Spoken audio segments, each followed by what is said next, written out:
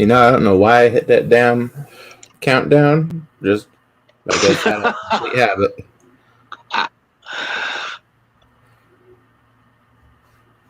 Uh, Well, probably the same reason most people do. It's an automatic thing anymore. yeah. You go live, you hit the button, gives people a little bit of notice to that you're alive. So I guess there's, yeah, that. By the way, I took that time to send out a couple of notifications. So time didn't go completely wasted. I got it. I got it Hey, posted on YouTube and yeah, I mean it on seems to have worked. Hello, Yvette. Good morning, Yvette, or good afternoon. Sorry. Give me a sec. I'll get the StreamYard's link in there to you. Invite.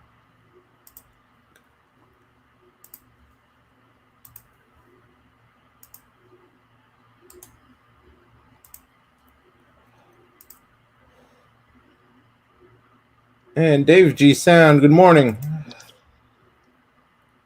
Good morning, Dave. Okay, if anyone wants to come up on the panel with us, that's the pinned link. And this is just going to be general chat with, I'll be dropping the link to the cartoon. We'll be watching Super Mario Super Show and Garfield and Friends just randomly in the background.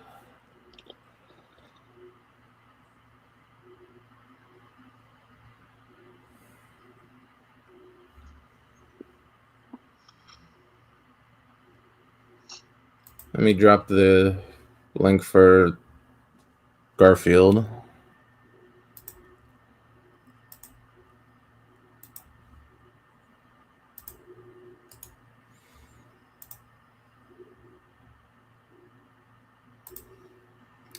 If anyone wants to watch some episodes of Garfield and Mario Brothers, here's a link for that. I'll get that playing here.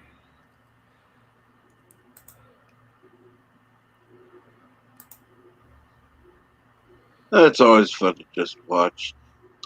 Yeah. Talk along. Just kind of fun to do.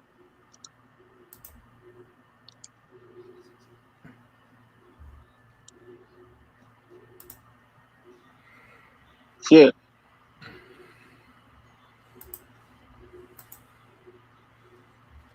So how's your morning been, Captain? Uh, well, stress free this morning overall. That's okay. Oh, damn. That I'd Tubi is forgotten about this extraordinarily opening. loud.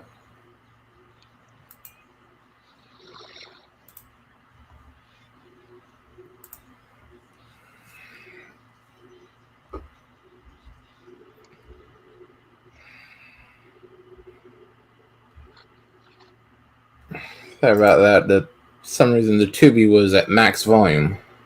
No problem. That happens.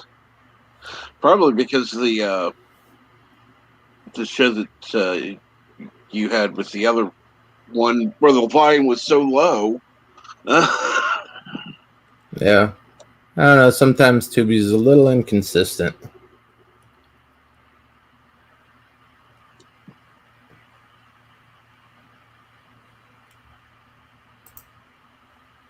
That was hello, germ, hello, cat.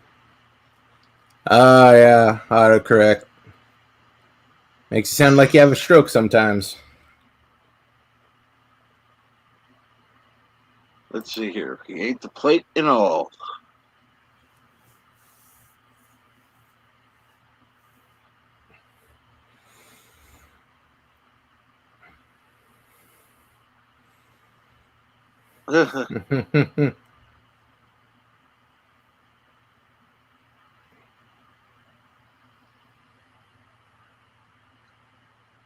uh,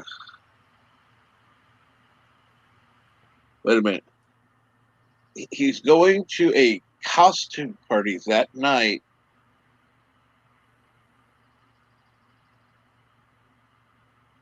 Let's see what too difficult about a Frankenstein monster. It's just flat top, green paint, bolts on the neck. Hard to screw that up.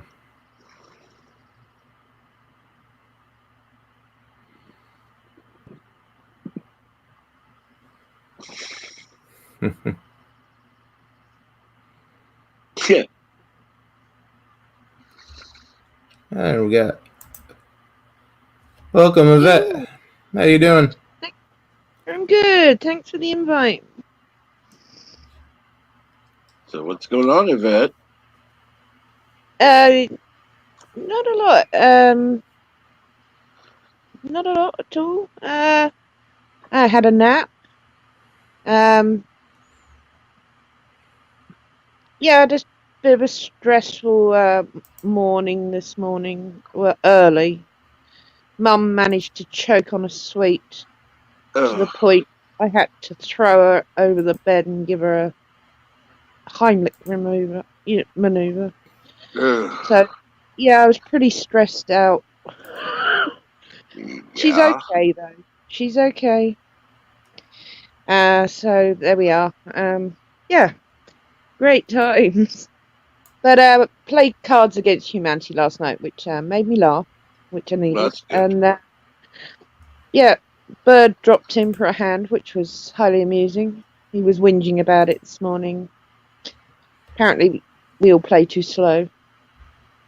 That game does go pretty slow, though. Well, it can go. We sometimes do chit chat a little bit, but the last few times it's been going a little faster. We do try because I run out of time, don't I? Yeah, I wasn't there last night, and so I don't know how it went. So. Well, unfortunately, LDG played and he beat it. Oh. So we're kind of level 2-2 now on games, so I'm really going to have to pull my game out.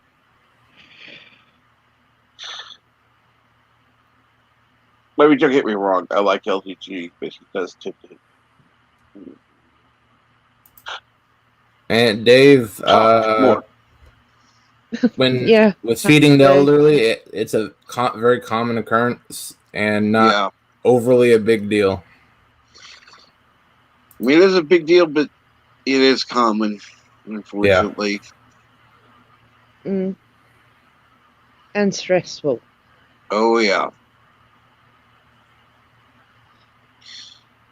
Because it can happen over the smallest thing you wouldn't even think of. Yeah.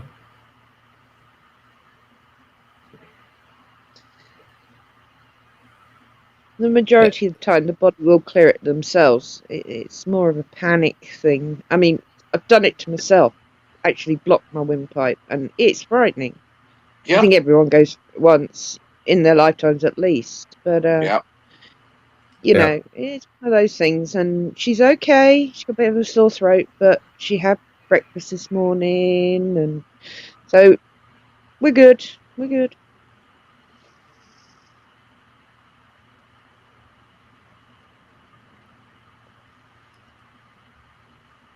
I mean, I'd suggest giving her a lozenge to suck on, but I wouldn't want her to choke on that.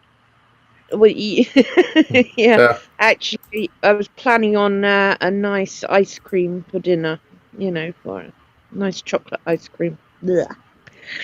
But she likes it. I know. First of all, chocolate and you.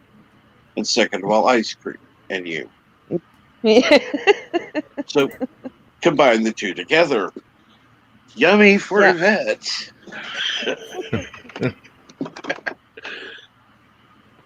I don't know if you guys heard. Got Bio Mike to finally agree to a Doctor Who Jet Nerdy on the 8th of August.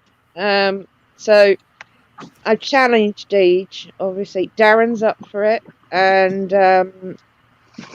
who's up for it as well. So that we've got, hopefully with Deej, 4 of us to play. Yeah, I think you and Deej are gonna really leave the other 2 in the dust on that. Oh yeah. Well, we'll see. Trust I'm not me. brilliant at quiz shows, but I'll give it a go. You have enough knowledge about Doctor Who.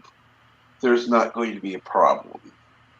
Oh, I don't know. Well, Mike does Yeah. like his wickedly hard questions.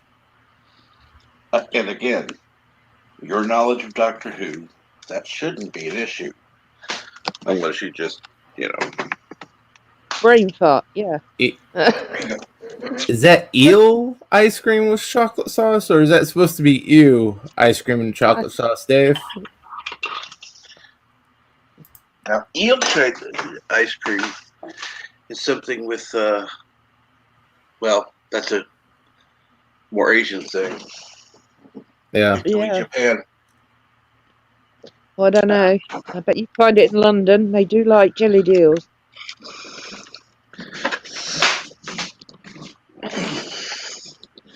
I'm sure you could get it, ice cream topped with eel. I know you're going, yummy, and doesn't sound good.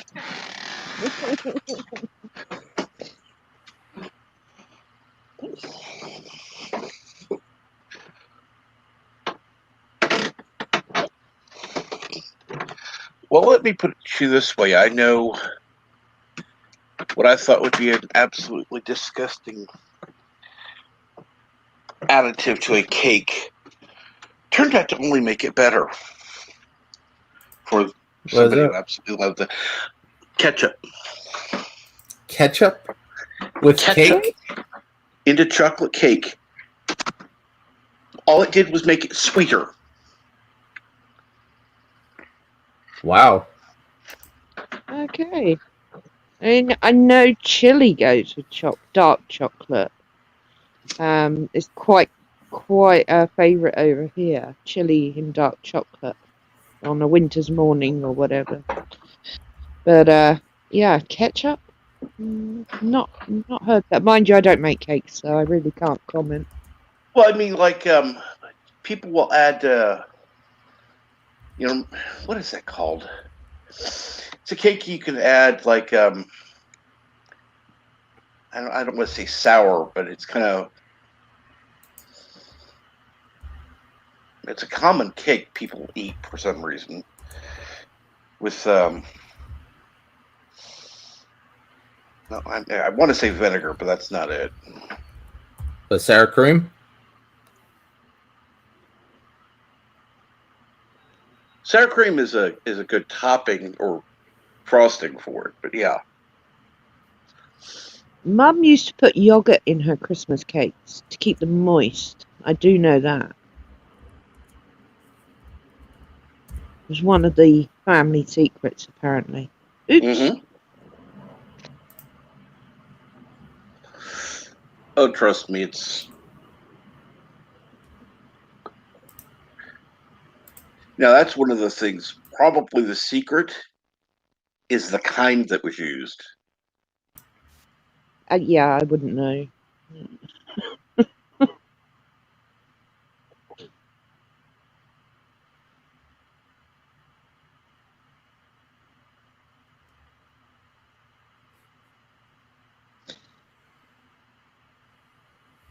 All I know is they were like more like Christmas pudding than Christmas cake, and you could throw one through a window and rob a store with one. They were that big.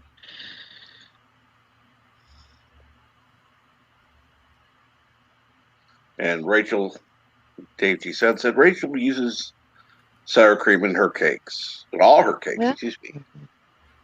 Wow, that's interesting. I've heard of sour cream in cakes, but I've always found the idea revolting.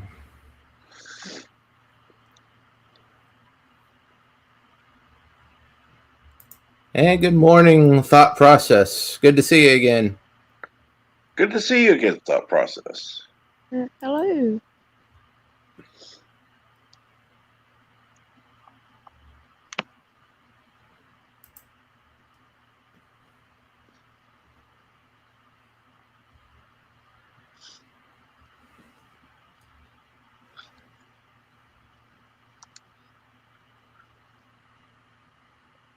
Well, that didn't work.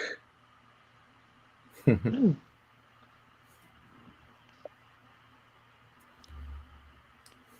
So, what's everyone up to on the day after the 4th of July? Not much. This day off. Thought I'd go on, throw in some cartoons, have a little chat. Cool.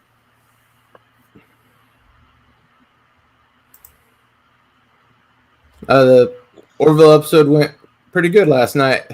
Thought process. Hopefully you can join us next week. It'll be at the same time. And then we got Positive Candor. Hey, positive. Hot sauce.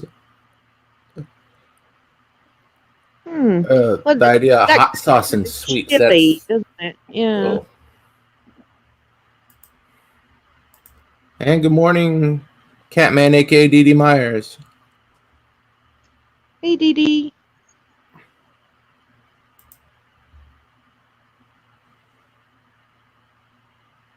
Yeah.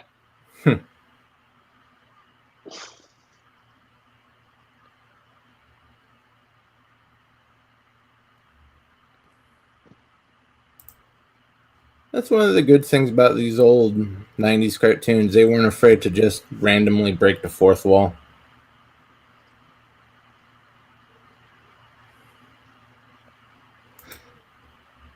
Oh, we got NBU Geek. Hey, Grandpa. So, Resolute, I've got to ask, what's the fourth law in cartoons? Because I don't really watch them, but I'm curious now. Just for background today. But Saturdays I run them so people can actually see good cartoons, unlike the stuff they shill out today. Hopefully they watch it, they get nostalgic. They show their kids or their nieces and nephews and can help raise the quality of cartoons in general. Oh, yeah. Because I just see stuff like that Patrick Star show and SpongeBob being so popular, and it makes me want to throw up.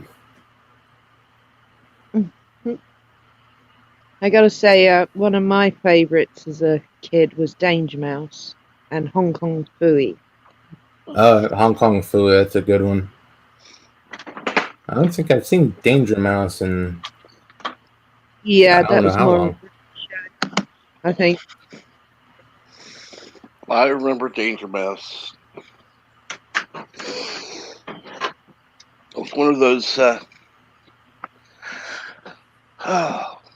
was kind of silly, but still fun to watch.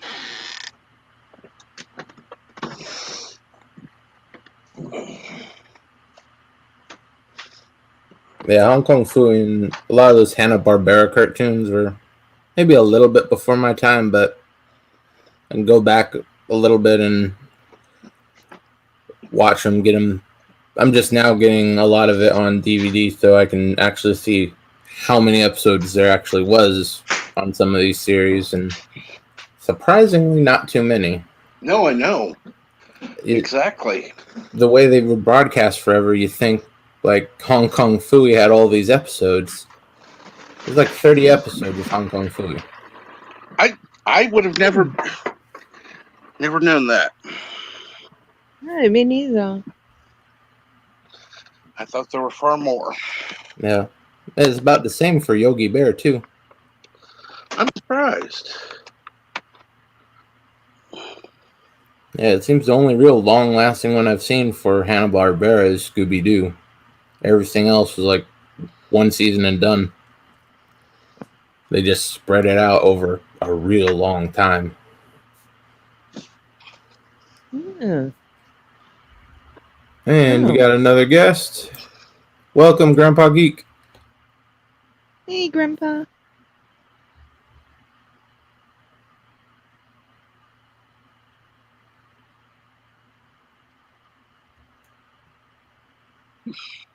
Yeah, have you? Okay. Guess he's having technical difficulties. That happens.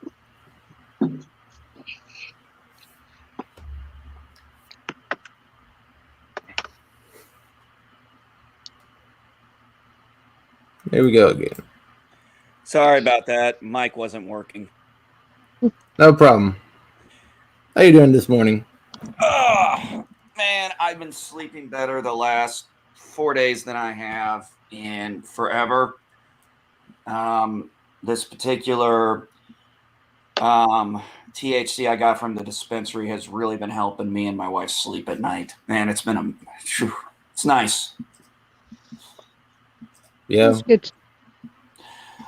Yeah, I'm with you on that, Resolute. I picked up Thundar the Barbarian, and it's like shit. There was only like 16 episodes. It's like shit. I would have thought there was a ton more back on. How many times I saw him on Saturday mornings and stuff. Yeah.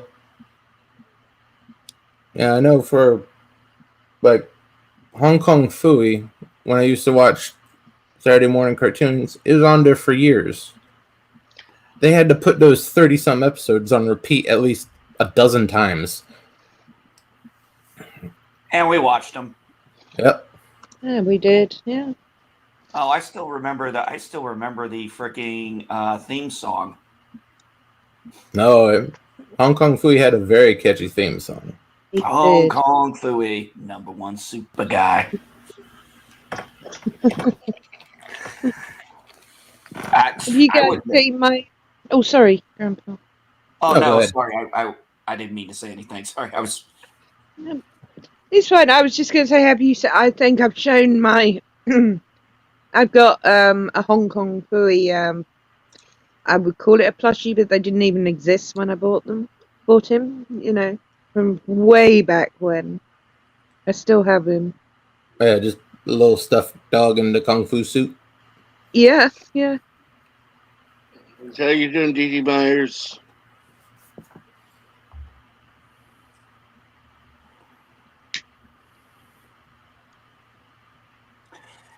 Yeah, Resolute. Last time I went to, they had the parking lot sale over at the retro toy store I go to pick up things, and yeah, I was able to pick up quite a few originals on DVD.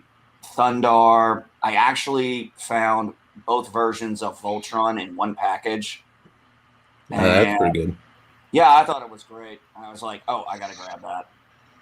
And I found one of my personal favorites, Brave Star. That was one of my personal favorite cartoons growing up. Yeah. I don't think I've actually seen Brave Star. No. No, I don't know that one. Might Well, just you're not exactly the cartoon aficionado, Yvette. True. If I keep going on the lookout to see if I can find some Silverhawks on DVD, or hell, even a Silverhawks toy. Oh, I talked to Chris the other day, Yvette. Yeah. I'm still trying to work on that puppet musical for you. No. If you want puppet musical, I think we can cue up the Muppet Show for you. No. Come on, who doesn't like Kermit the Frog? I don't. Yeah, Dave G sounds. Yep, Thundar with the moon splitting in the intro. Love it. Yeah. I think he had a lightsaber before Star Wars came up with it, because I think Thundar actually came out before. I'd have to look at the date, but I'm pretty sure it came out before Star Wars did. And Thundar had that laser sword. Thought process, yes. Brave Star was the space cowboy mesh on New Texas. I'm gonna have to check it out. I'm more the generation of like Garfield and Friends, Beast Wars reboot. When they got that real basic CGI animation stuff. That's more when I was a kid. one I need to get is I need to get the 90s X-Men. I do not have that. That's going to be a difficult find. Yep. Yeah. That's because what a lot of people don't know is when Disney got everything put together and was putting out the Disney Plus, they actually swept the DVD market. They anyone who had a stock of them, they bought any big ticket ones they bought off the books, and probably they just destroyed them. So what's out there is virtually non-existent. Yeah, you'd be lucky to find it on, resale sites. Yeah. Because Well, I know they targeted box sets a lot. Well, if I have to, I do know an alternative. Oh, thought process. That's another one I did pick up. Teenage Mutant Ninja Turtles from the 80s. I actually did pick up all 10 seasons. Yeah, that's a good one. That is actually the only Teenage Mutant Ninja Turtles series I've ever really enjoyed. I've never been able to get into any of the other ones. I've known people who've been able to. I just never could. Yeah. A couple of them are okay. A couple of them are freaking tragedies against humanity. Yeah. Like that last one Nickelodeon tried pushing out. Was that the 3D one or the really shitty looking artwork one? The real shitty artwork. Oh, The one where they confused Leonardo and Donatello. Oh, God, that one. That was horrible. Didn't they try to do that same comic book, that same artwork with Thundercats? They did an even cheaper art style for Thundercats Roar. They had I think it's 2010, 2011 Thundercats. It was actually pretty good, but it didn't really last. It was just in a bad position for Cartoon Network. Thundar did not. Positive Candor says Thundar did not start until 1980, so it was Star Wars who did it first. Okay, PC. I wasn't 100% sure what year Thundar came out. I don't have the DVD right in front of me. I'd have to go to my den, and I'm not in my den at the moment. But okay, cool, thanks. See, that's where it gets iffy, because with artwork being worked on back then, it took time. So most likely Star Wars came first, but you never know. Yeah. There's a possibility the concept was in play before. Oh, yeah. They actually got to, the drawing board and then all that. So could have been around the same time and just been a coincidence. Yeah.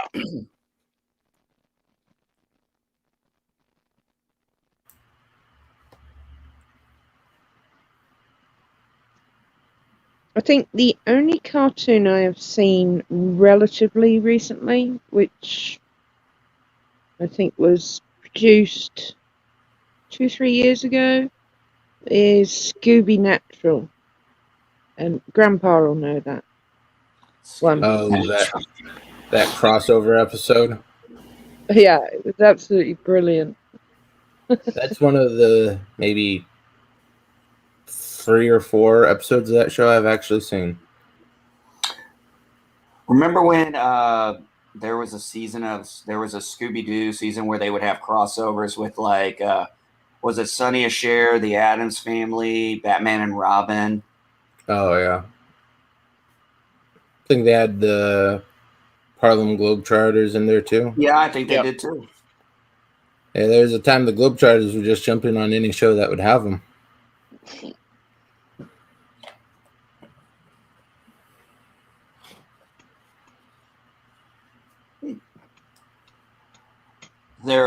What about you, Resolute? Are there any particular cartoons you're looking on DVD that are going to be hard for you to find or are being hard to find?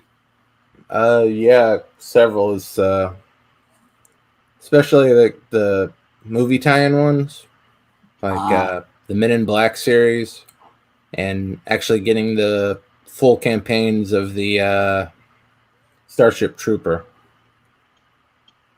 Getting the full campaigns for that apparently is almost impossible. I've been looking up to even collect them individually or to get the box set. It's going to be like $200 or $300. Was that the one? Was that the one called Roughnecks? Yeah. Okay. Just want to make sure I knew. I didn't know if they made another one and I wasn't aware of it. Yeah, that's the only animated ones until the movies started coming out a few years ago. Yeah, wasn't the third one animated, I think? No, after they came out with the third one, which is Marauders, they It was had fourth, then, was it? I did see it because I do love Starship Troopers. they had 3 live action, and then they started putting out a couple CGI ones. The Ghost Trader of Mars, and I forget the others.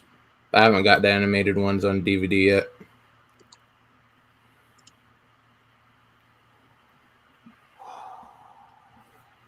But yeah, a lot of those are. I think they only did one run for the DVD sets, and they just forgot about it, moved on to the next one. So, for like Men in Black, that's even harder to find on DVD. I don't going through eBay. There's hardly ever any listings for them, and what do come across are in pretty poor condition. By the way, thought process, how was the evening with your family?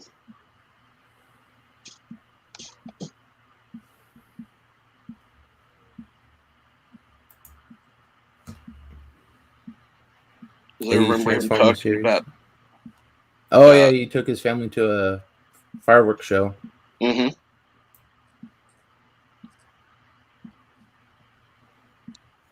80s Transformers. We are covering that on our Saturday morning cartoon live streams, 8 a.m. Pacific every Saturday morning. So if you like that, come on by.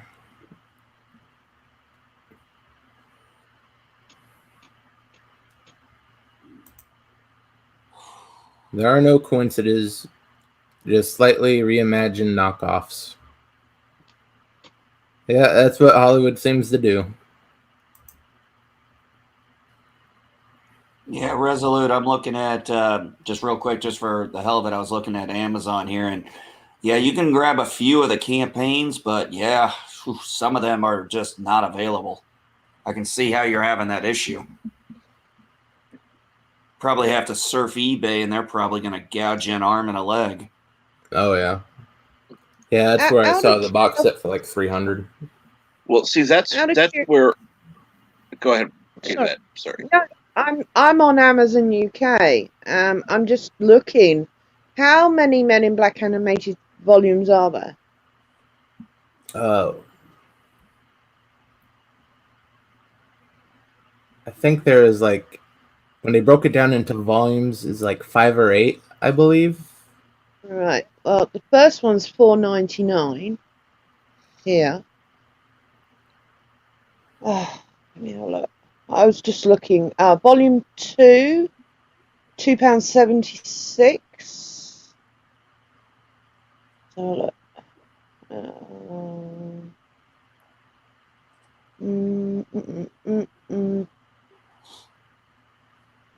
It looks like they're the only two on there.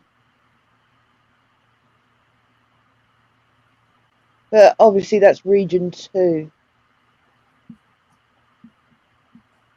I was just curious to see if we had them over here more. Let me try putting Men in Black, not MIB. Sorry, this takes me forever on this TV. I like the fact that you're now able to use your TV for that. Yeah, it took me forever to work it out. It's a floating mouse. It's a nightmare. Well, I'm sure you could talk to LDG and you could get things worked out. I did buy a mouse and keyboard for it, but it was too much of a pain balancing it on the bed. Right, volume 1, volume 2, season 2, volume 2, 2, 1. Ah, Well, you 3. need Alright, one of we those got lap 3 of trays. them. Season 4.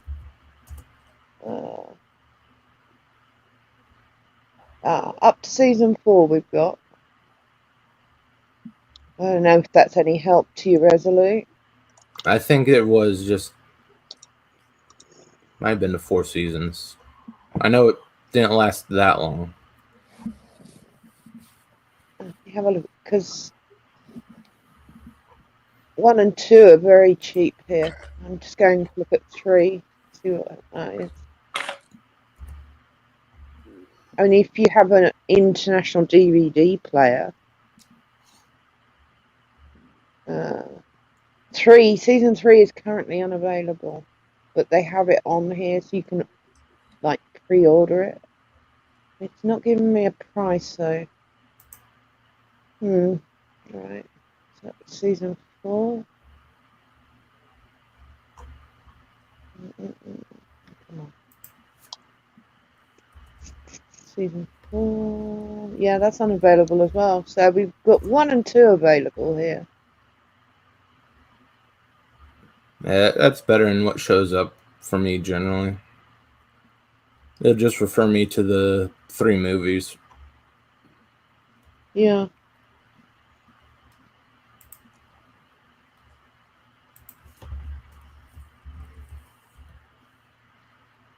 So there's a potential we can get them for you. Definitely.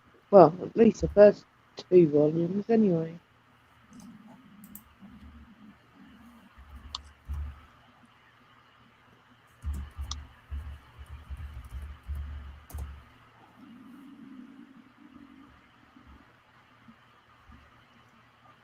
Just whether they'll play over there. That's the only thing. Yeah, it's okay. I'll find them. I'll find all of them eventually. I just find it stupid they had these regions to begin with. Yeah, I never understood that. No, me neither. I got a multi-regional one, and it's great for. I can play the American ones on it, but some other countries, oh my goodness! I bought the Max Headroom collection, and you really can't get that in most places. And it just wouldn't play. It would not play. And I tried it in other international players, wouldn't play at all. Yeah, some of those. Well, nowadays you get so many cheap DVDs being produced that you're lucky if anything they make plays. Every time they send me the set, I put the disc in, and I'm just crossing my fingers. It's like playing roulette if the disc actually works. Yeah, I don't come across that very often, but yeah, that Max Headroom one annoyed me because I'd hunted for it. Yeah, I've had to keep double checking who's actually selling it. And welcome, PCAT, and I still can't pronounce that. Zaxios. Hey, Zaxios. Zaxios. Zaxios. Yeah. Yes, Zaxius. Good morning, Zaxius. What's going on? Good morning, PCAT. And yes, good morning, Positive Candor. Yeah, a lot more people. I'll drop this link again. If you want on the panel, that'd be the pinned link. The one I'm dropping now is if you want to watch some of the cartoons. Right now, we're just running through some Garfield and Friends. I love Garfield and Friends.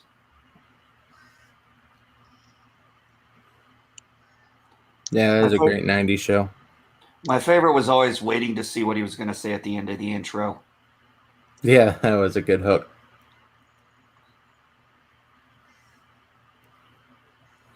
One of the reasons I really want to get the X-Men is because it's the animated, is because it's the only Dark Phoenix story ever told right. Yeah, definitely comparing that to the crap they put out on the movie. On both? Yeah. Yeah, I remember when they brought that in the movie theater. I had these certain expectations because I watched that. I actually watched the freaking cartoon before I went to the theater, thinking that, hey, this is gonna be similar. Not even a single mention of what the Phoenix was, or any actual space shuttle blowing up with Jean Grey surviving, and none of the aliens, and what the hell?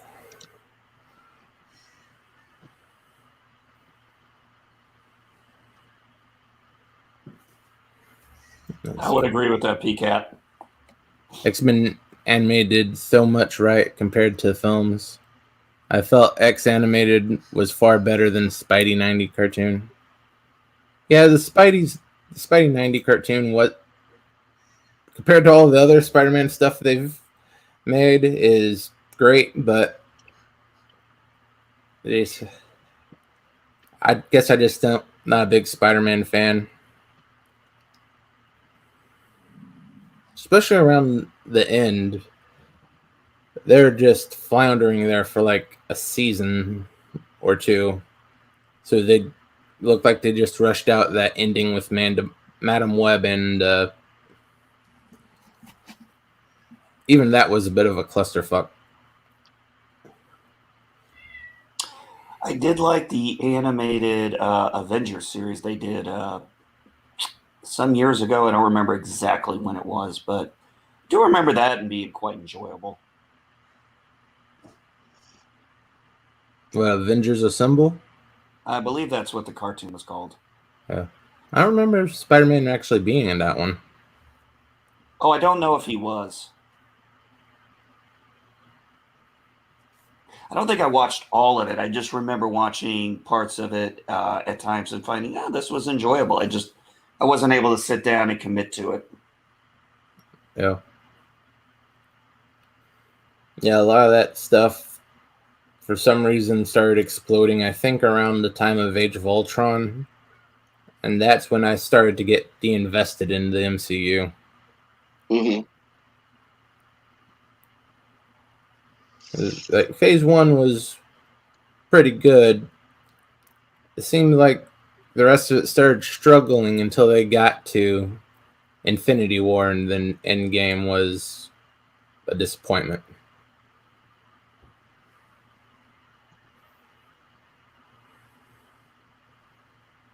To me, it seemed like the only reason they introduced Ant-Man was for some stupid hook like that time travel thing. Other than that, I thought Ant-Man is completely pointless.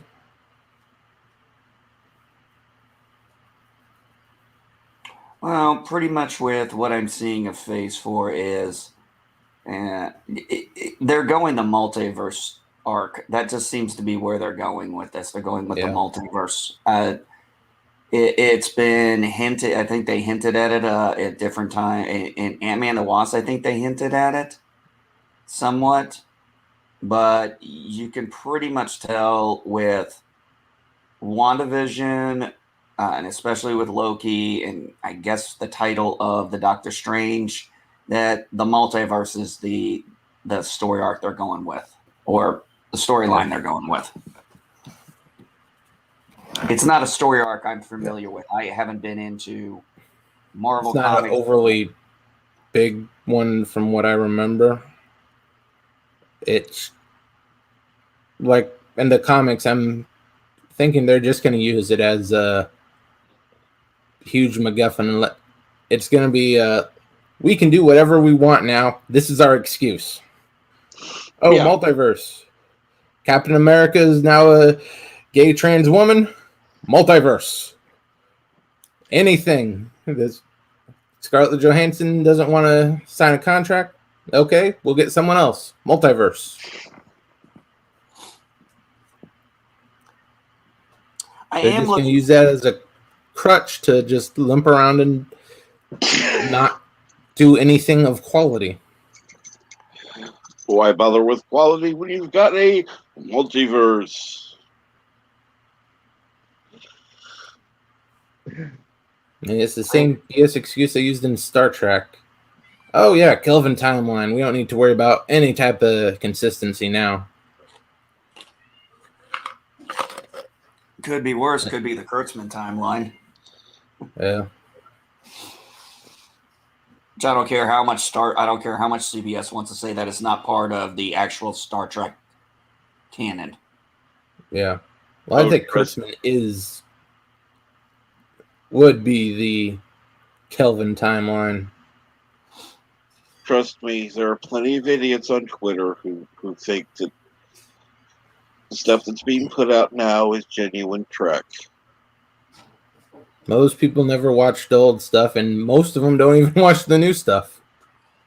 Cap, wasn't it you who did this tweet that said most of the new people don't like the old stuff or can't stand the old stuff, or most old fans can't handle the new stuff, and most new fans can't understand the old stuff. Exactly. Wasn't that you who put that out or something like that? Wasn't an exact quote, but yeah. Because I'm sorry, with Next Generation, they respected the old fans, welcomed the new fans, and tried to put the two together. Was it always successful? No. I think Next Generation worked. I love Next Generation. Oh, I did too. But I mean, to say that all, original series fans loved it, no, it wasn't true. Well, no. Most did. Yes. I think, Cap, I think what happened was as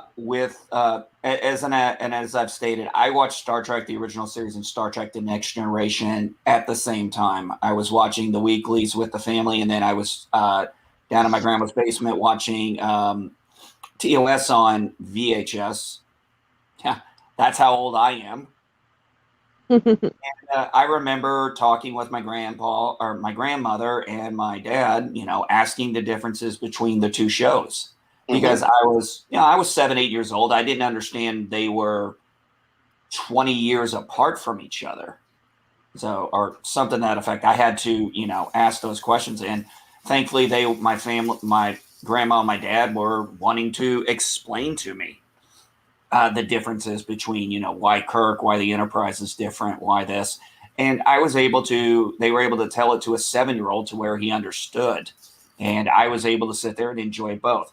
Now, we can all agree season 1 and season 2 had a lot of hit and miss. It had some pretty bad misses, but enough good that we stayed with it. And then by that 3rd season, when they started really finding their footing, is when things got real good. Oh, yeah. And then, in my opinion, and this is not everybody's opinion, I think they peaked with DS9.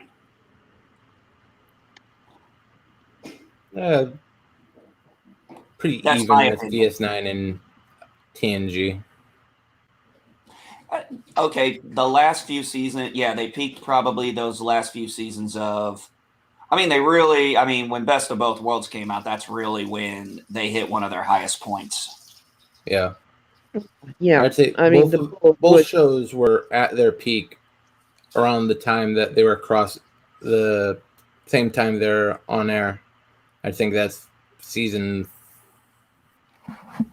last 2 or 3 seasons of TNG, and the first 2 or 3 seasons of DS9. I believe so.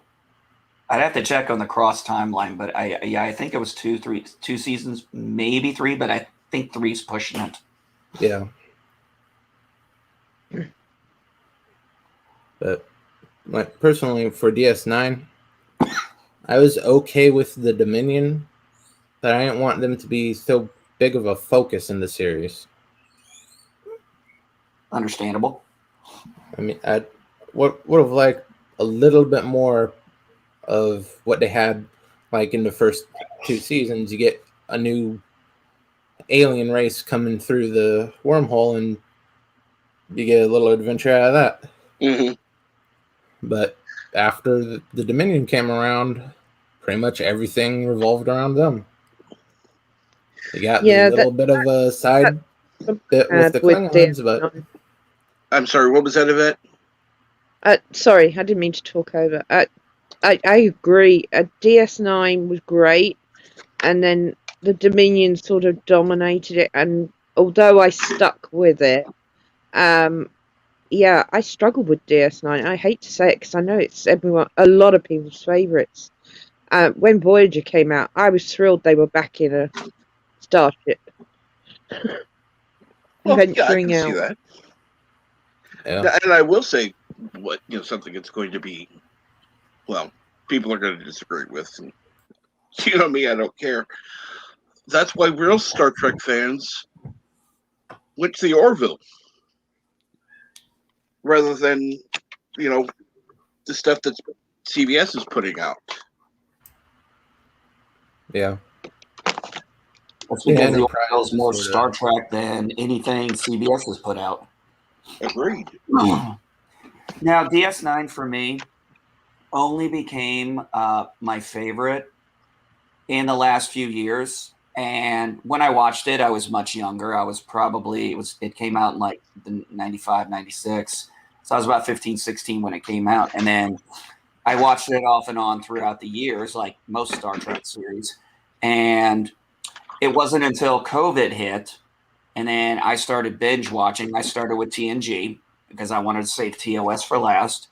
And I got into and I was enjoying TNG. And then I watched DS9 and I was kind of like, the DS9 for me at 40 years old at the time, retiring from the military, there was much more on DS9 I could relate to than I could with TOS or any of the other ones. It had a more relatable quality to me that I was able to identify more with in many areas, especially with Cisco being a single dad and then eventually going to a blended family, having an enlisted person like O'Brien with his wife and, her struggling to figure out what to do with her career now.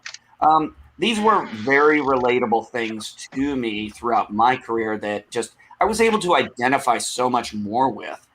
That's just what resonated with me. And that's why I say, I always tell people why I find something to be my favorite, because I'd be damned if I'm ever going to tell you it should be your favorite and here's why. No, I'll tell you why it's my favorite. I want to hear why something else is your favorite. But that's what Star Trek fans are. Yeah, absolutely.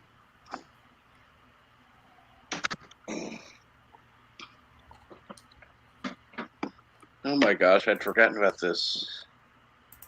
That opening. Yeah. Switching over to Super Mario Brothers Super Show. If you're interested, here's the link to the screening room.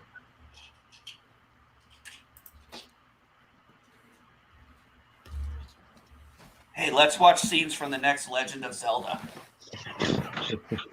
God dang, I'm old.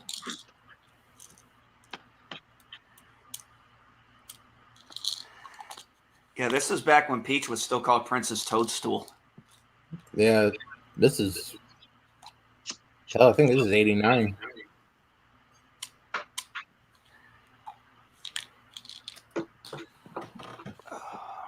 Now I feel old. We're all in No. that same boat.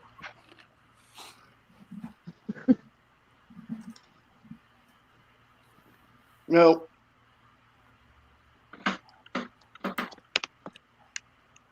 your mom isn't even old, so that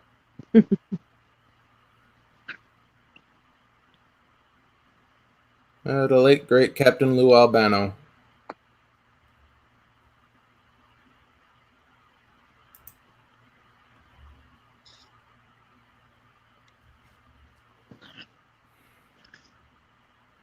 Well, guys, I'm going to get a nap before I have to cook dinner.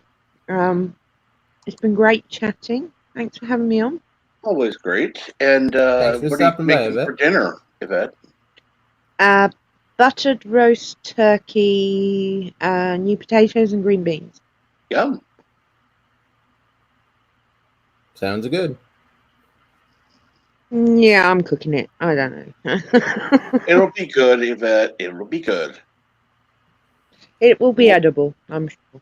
It won't be chef quality, but damn it, quit putting yourself down. All right, guys. Well, have a great day, everyone, and I will catch you all later. And much love to everyone in the chat. Bye. Take care of it.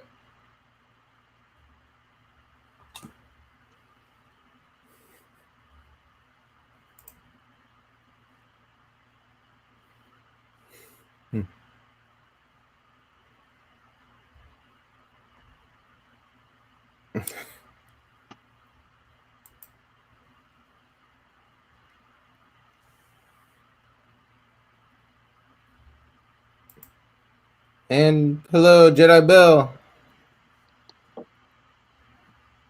How you doing this morning, Jedi? Good morning, Jedi Bill.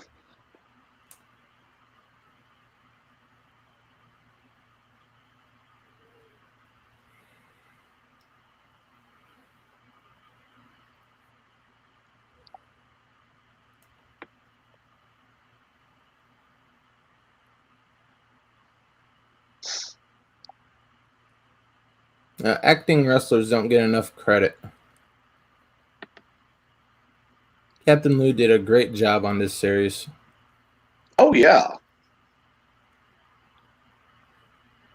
And Hulk Hogan wasn't that bad of an actor.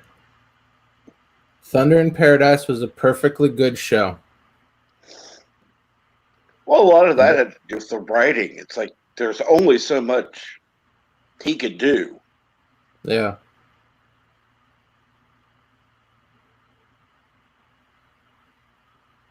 And people forget, Dwayne "The Rock" Johnson, the reason they call him The Rock is because he spent years in WWE. Yep. Family of wrestlers, future Hall of Famer. And don't forget, he also guest starred on Voyager once. Yep.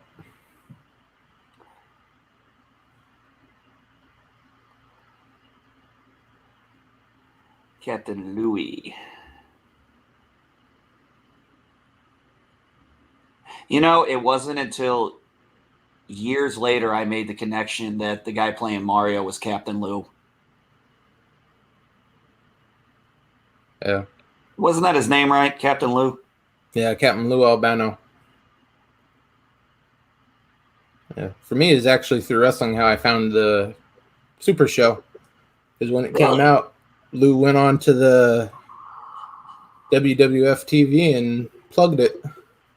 And back then, every week, me and my brother would watch the weekly shows with my uncle. And Lou came out dressed as Mario to plug the show. Hey, paisanos, it's the Super Mario Brothers Super Show.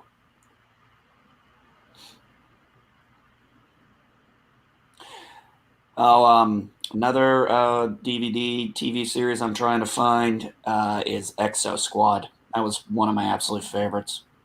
Yeah. They had 2 seasons. Unfortunately, I think they only put the first one on DVD. I haven't been able to find the second season on streaming or DVD or Blu-ray or anything like that. The only reason I got the season 1 is because Vile Mike found it. Once I heard he had it, I just ordered it immediately. Even that's hard to come by.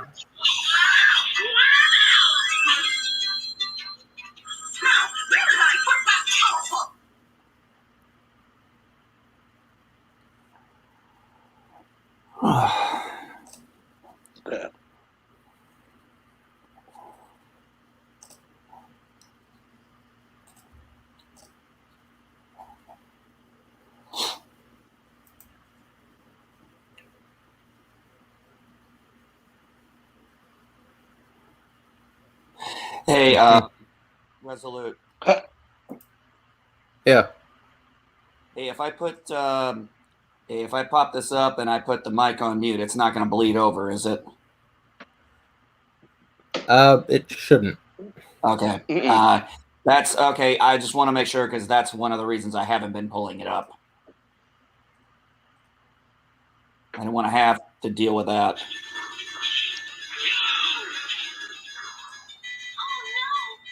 Yeah, if you just keep it on mute and. All right, you can't hear Unmute anything, can you? Good. Oh, that yeah. fast. Yeah, because I've got that other tab muted. I can hear it clearly. What the hell? Yeah. Sorry.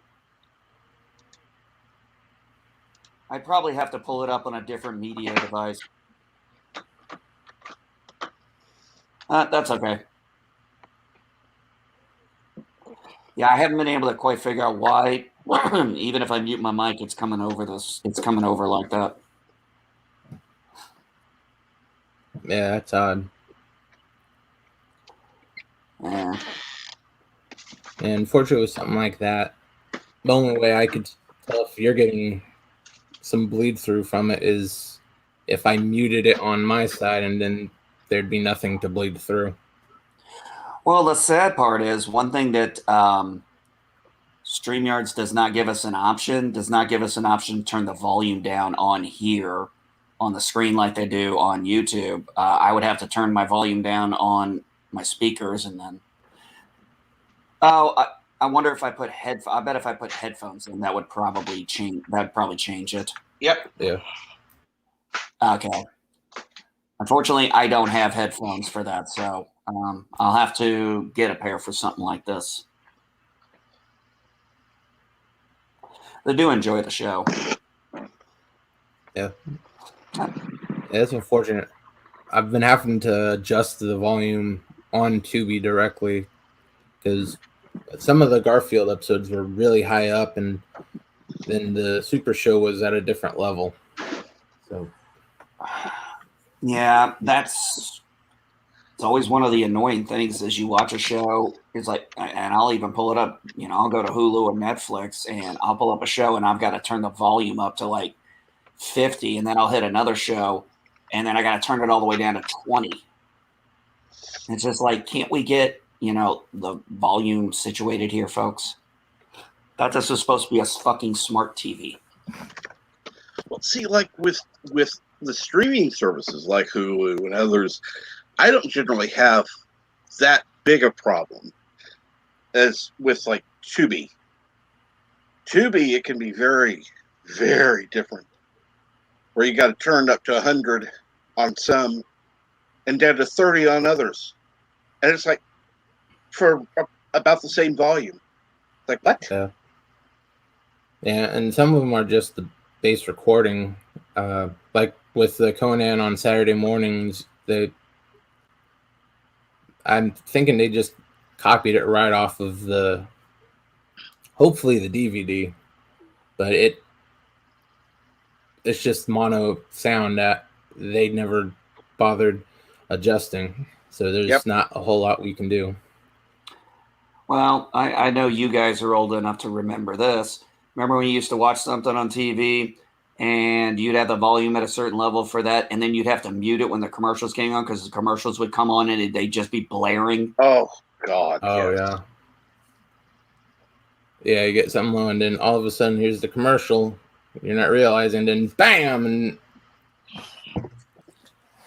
yep. Especially when you're up a little bit too early and you weren't supposed to be watching TV yet.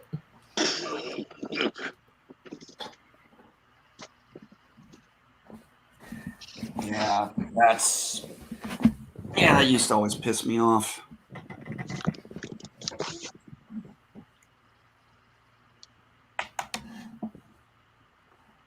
Well, unfortunately, some of that was intentional. Oh, yeah.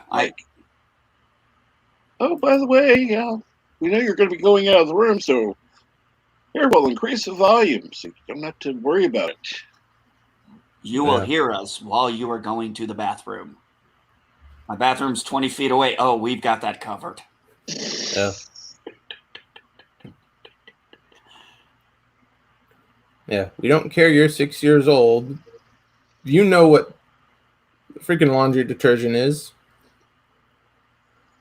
Tell your mother to buy this laundry detergent and help support your favorite cartoon superhero. Yeah. Oh yeah, that was so not so subliminal. With some of those commercials, it's if your mother doesn't buy this dish soap or this laundry detergent, you don't really love such and such character. Yeah. Make sure she buys brand X or whatever the hell they're trying to shell out.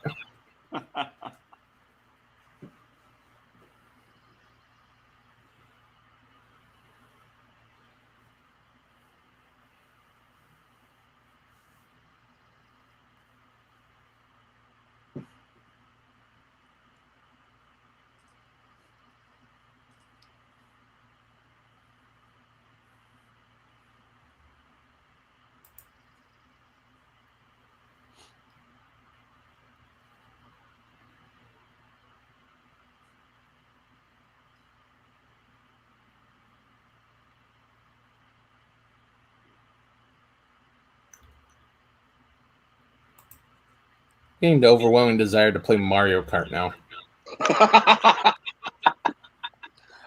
I'm honestly thinking about firing up my little Nintendo in the other room and playing Mario 3.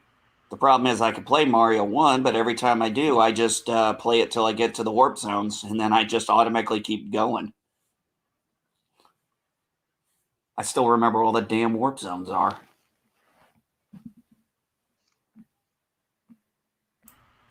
It's been decades since I've played any Mario games.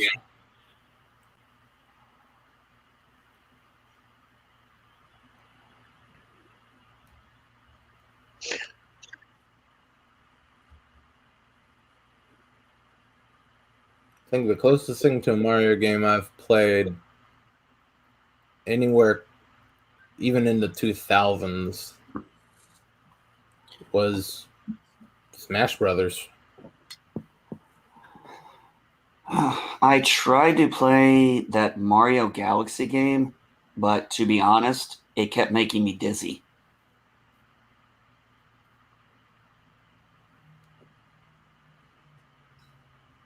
It's also one of the reasons I can't buy those 4K Ultra TVs. Every time I see them in the TV store, I have to turn my eyes away because if I stare at them too long, I'll get dizzy. Oh, yeah. Yeah, there's something about that 4K Ultra that just my eyes cannot stand. Yeah. I have the same problem with a lot of the higher def TVs. I think it's the frame rate. Anything above 90, I start to get a little bit nauseous and a headache just staring at it. Everything, it seems like everything's moving so unnaturally. Yes, you're right. That is, I couldn't put the words to it, but yeah, nothing. It just something looks off about it.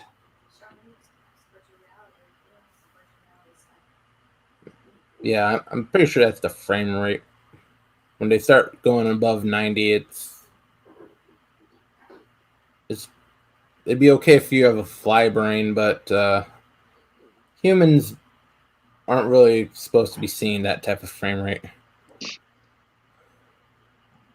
It's getting right there in between the border where some people see it just fine, other people can't process it, and if you're in the middle there, it's really gonna hurt.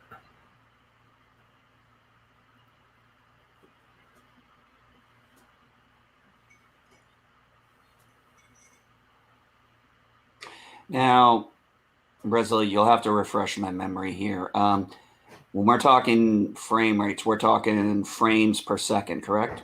Yeah. Okay. Most stuff nowadays goes between 90 and 120 frames per second. Okay. At least for like high-end gaming and whatnot. old TV broadcasts and movies are a lot lower.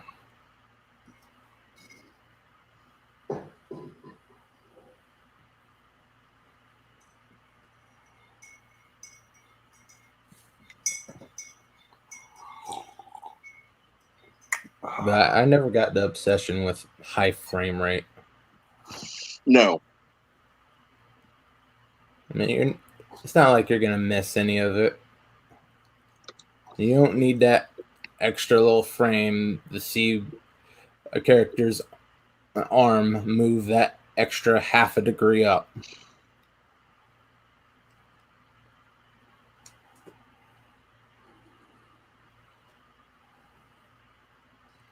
That and once you get to 1080, after that, I give up. 1080 is more than enough for anybody. Once you get to that 4K crap, that's for like if you're going to do in-depth analysis of something. You're not going to go in-depth analysis on a lot of movies. Some obsessive fans, they'll just cut out the little upper left corner and say, "Oh, look, there's some X and X little Easter egg." But any normal human isn't going to care.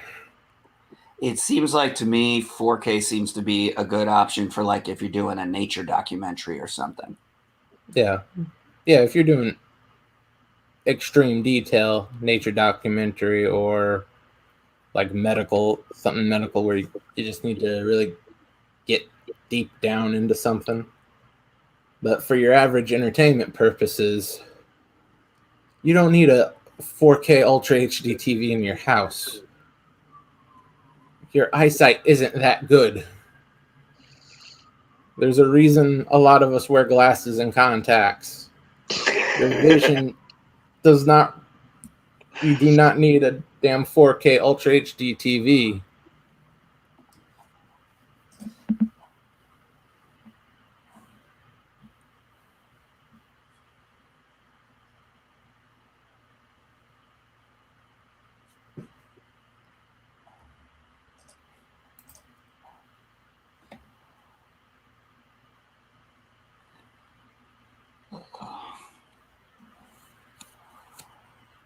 Hope you guys had a good 4th.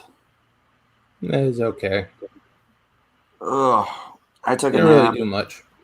No, we took a nap. I took a nap, got up, we set off fireworks, and I went right back to sleep. If there were any other fireworks that went off that night, I didn't hear them at all. Oh, trust me. I had to have my headphones on and an earplug in one ear in order to go to sleep last night. Because idiots kept setting off fucking firecrackers. Not fireworks. Not the things that actually look good. But the loud, noisy crap. Yeah. They were setting off black cats, weren't they? Mm-hmm. Yeah, around here, it's not so much the fireworks that are the problem. It's the idiots who light something on fire and then you hear the sirens all night. Oh. There's at least 4 different sirens last night that woke me up. Yeah. Once I was out, I was out. The only thing that woke me up was at 3 a.m. when my dog Jade was barking.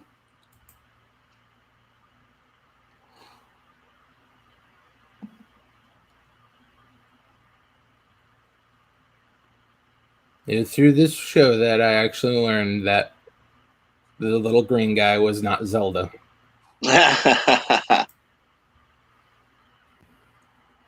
You are not the first. You are not the only person who ever made that mistake.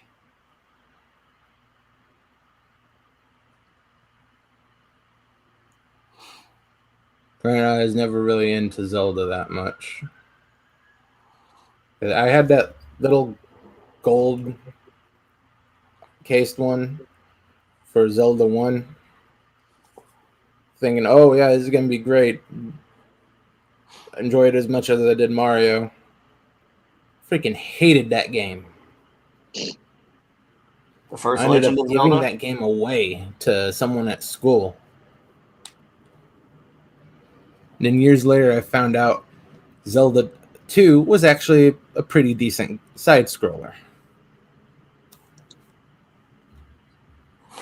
Oh, don't feel bad. I just got a good, nice punch in the gut the other day. Somebody was showing the first issue where Carnage appeared, and they're selling that for $270. And somebody was like, I wish I had the money for this. I responded back, I wish I still had it. Oh yeah, there's tons of stuff I wish I still had. I got rid of all my comics when I was 19. Or, yeah, when I was 19, I got rid of all my comic books I had. And I didn't have that many. I maybe had maybe 400 at the time. I mean, I don't think of that as that many. And Not compared to some, yeah. yeah, not compared to some. I had for a teenager, I had a decent size collection. Yeah. You had a But good nothing collection. huge. And there are quite a few in there that are now worth some money that I gave away for literally pennies. And I'm like, well, I have to live with that. Well, at the time, you had no idea what actually be worth money. Oh, yeah. Well, you got to remember, too, that was the 90s. That was when every idiot under the sun was trying to collect a comic book thinking it was going to be worth $1 million or something in a couple of months, and it never happened. And I was always like, are you guys even reading these things? Like, no, we're just saving them. I'm like, oh, why? I didn't even get it back then. I was like, okay.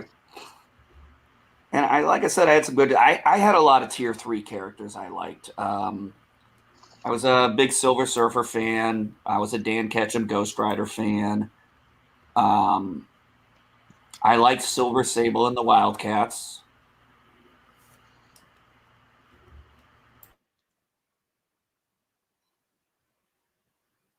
Yeah, back then, I had probably a good 75 to 85% of all those Teenage Mutant Ninja Turtle stuff they started pushing out.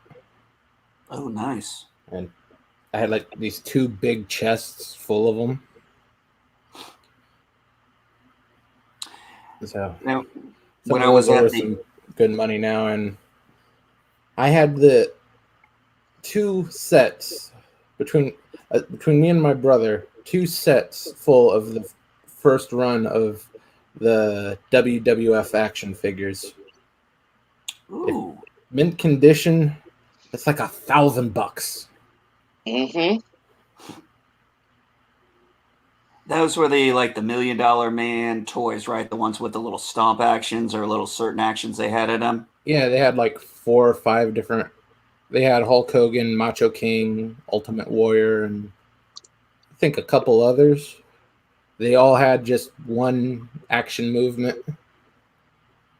But yeah, we both had a complete set of that first run of it. And then sometime when we were in high school, they just got destroyed or threw them away or something. Mm-hmm. Then I was looking up how much that stuff costs now, and oh my god.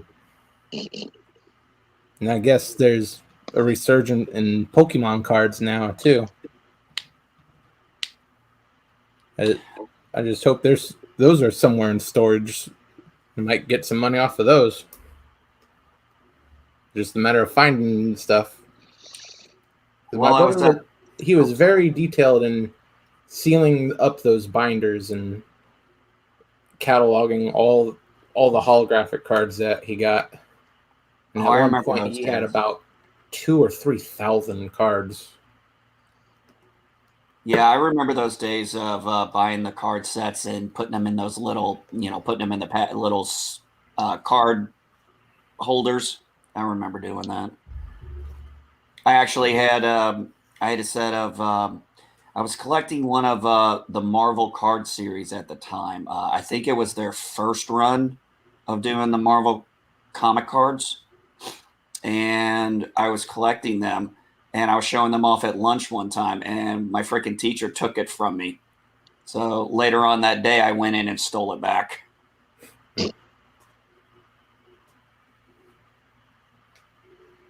And when I was at that park sale, or that parking lot sale, Resolute, there was a guy there who had the entire collection of first gen Garbage Pail Kids. Oh, nice. And he said, "Hey, I've got the list right here of every one of them. If you want to go through individually to see, you are welcome to it." He was trying to certify he had the entire first gen there. I don't know what he was selling it for, but I would not be surprised if there wasn't a Garbage Pail fan out there who didn't pick it up.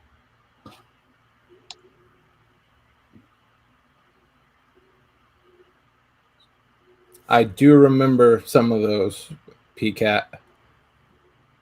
I had the Big John Stud one and the Hulk Hogan one, actually.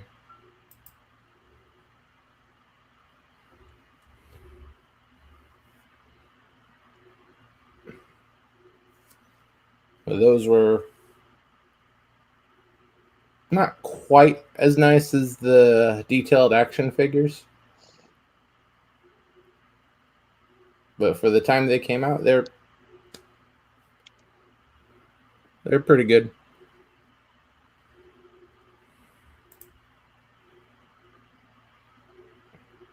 It did come with a belt. Unfortunately, the one I got was secondhand from a thrift store, so I was lucky they're entirely intact. Yeah. First time I got introduced to, honestly, wrestling was watching Hulk Hogan's Rockin' Wrestlers. Yeah, that was an okay cartoon. That was my first, and I never really got into WWF or WWE. It just never really was my thing. I never really got into it. Well, I can see that. There are a lot of people who didn't. Yeah, PCAT, that was a big problem with the rubber ones. They weren't really made to actually play fight with them. I actually ended up tearing off, I think it was Big John Stud's arm, actually trying to play with them. So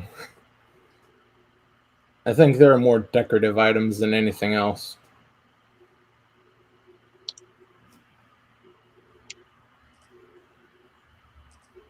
I'm going to step out real quick. I'll be right back. No problem.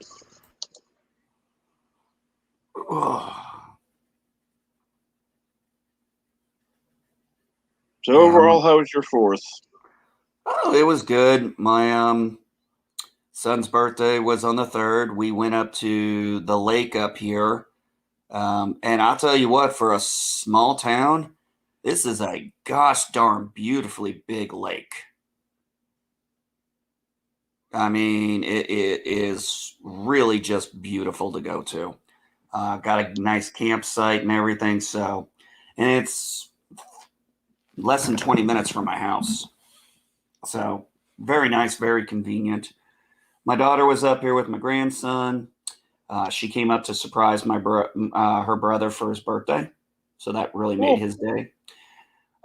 Today we're going into Terre Haute because one of his birthday gifts is he wants to get back into archery. And since I've got a big enough property here to do that with, I'm going to get him a nice bow and arrow and get him a target. And we've got a place set up to where he's going to be able to practice in complete safety.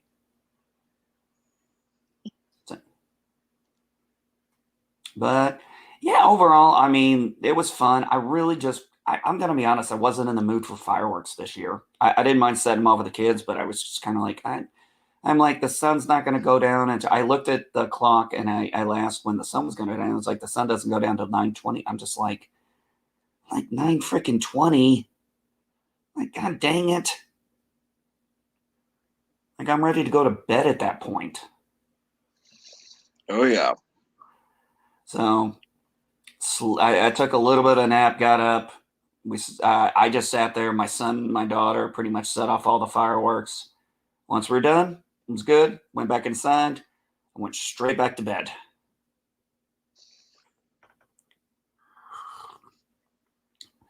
Yeah, I trust me. I know what it's like when you live in an area and everybody's shooting off all those dang black.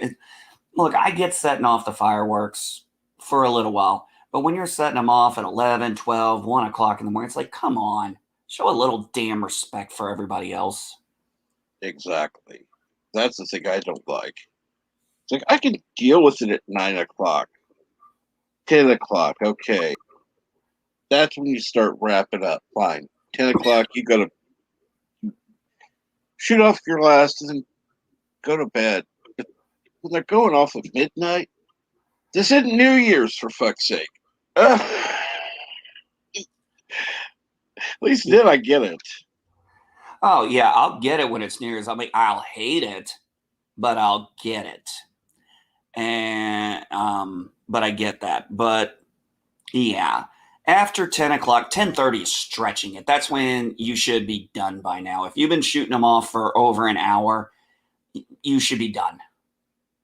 If you still have them, you've spent too much money on fireworks. Yeah, that's when you should be respectful and save them for next year, or save them for New Year's. Well, like here, they even have a like a Thanksgiving special where they have fireworks. So people can go out, they can watch fireworks for Thanksgiving. Don't ask me why. Actually, what happened was a local radio station started that, which is since gone. But it was actually Thanksgiving Eve, the night before Thanksgiving, where they would go out to a local lake, Longview Lake, and there would be a big fireworks display. It was fun, but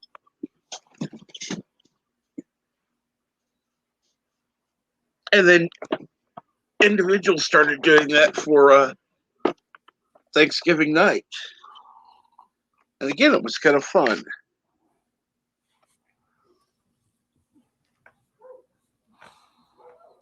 One thing I am looking forward to this year during Christmas time, since I'm so close, we did this before when we visited my wife's family, is going to drive on the Indianapolis Motor Speedway. They have all these Christmas decorations up, and you get to drive around the road course on the Indy 500 track. Now, I mean, obviously not fast or anything. You're going slow in a caravan with her, but it's still very beautiful. Oh yeah. It reminded me of a place my grandmother used to take me in West Virginia. It was a place called Oglebay Park, and they used to have a winter thing like that for Christmas, where we drive through and we'd see all these beautiful Christmas lights and decorations.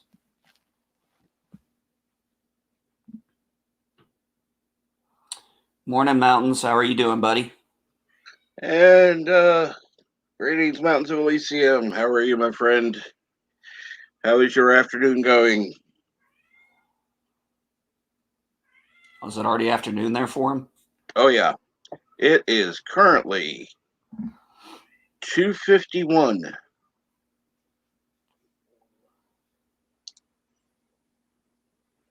And yes, having a best friend that grew up in London, I kind of know the time.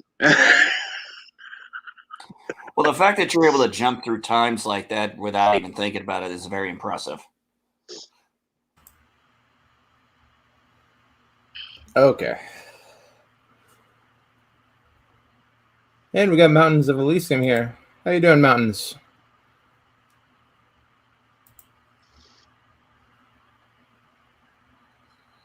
Yeah, Cap and I were just talking about how, there's nothing wrong with the fireworks on the 4th of July, but after about 10 o'clock, it's kind of like, would you please just stop?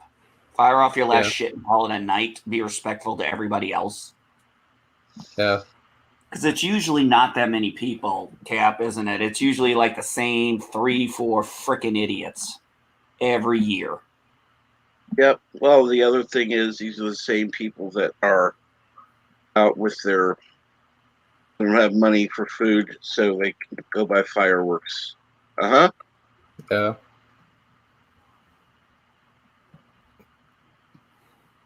Yeah, around here it's a lot of kids, not even teenagers a lot of times.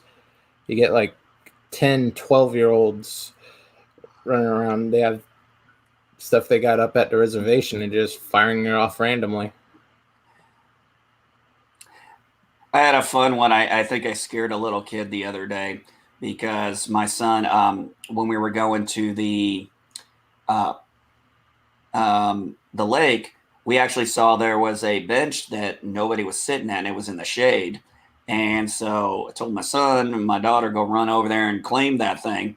And this little boy goes, run, Forrest, run. And I looked dead at the kid and I said, he'll outrun you. I'd guarantee that. The kid just looked at me like, and kind of walked away. And I didn't say it mean. I just was pointing out the fact that I thought it was funny what he said. I'm like, he'll outrun your ass. Yeah. Hell, there was a time even at my peak, my son could kick my ass in a sprint. Oh, yeah. Yeah, PCAT, that's what they were doing all week here. Oh, I hate that. I hate that too. Oh, yeah, and the idiots who think they can light some of that stuff off in their hand. Or I saw this idiot once riding a bike trying to hold two of them as he just went down the road. Oh, PCAT, I was dealing with it for a week.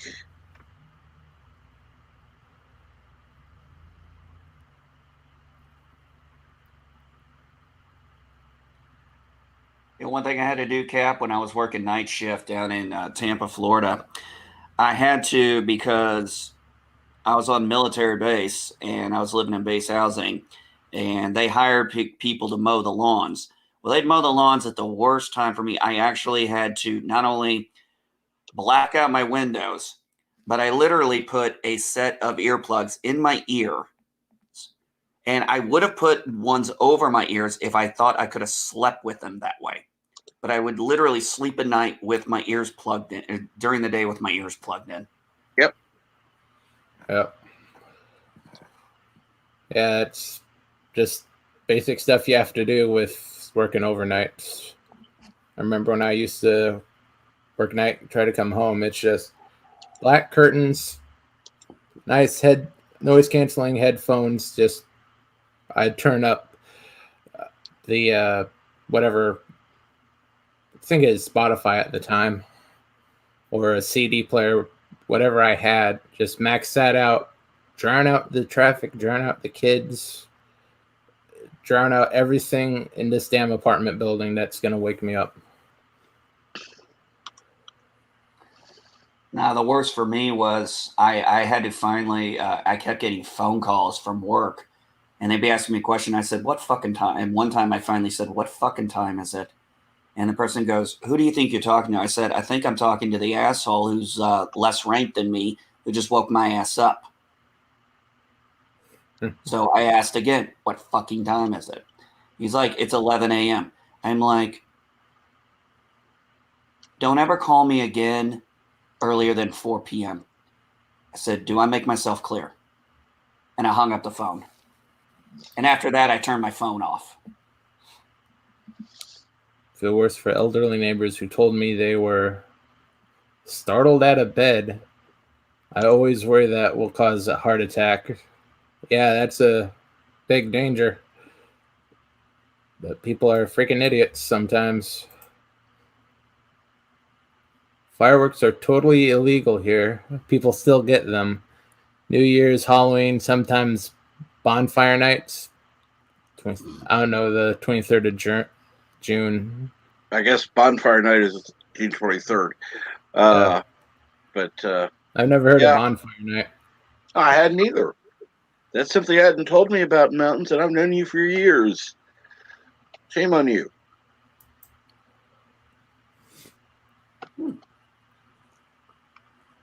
Well, everything's illegal in Ireland, you know. Yeah, now. Soon they're going to have a tax increase for breathing air in Ireland. Oh, I won't put it past them. I know the Irish Catholics were pretty hardcore back in the day. They got nothing on the new far left government. Now, Kat, help me out here. Is mountains in Ireland or Northern Ireland? Ireland. Okay. Southern part of Ireland. Gotcha. I don't In think fact, we he's know in anyone. County Cork. I can't say Cork the way they do, so I'm just, County Cork. I'll just say it the wrong way.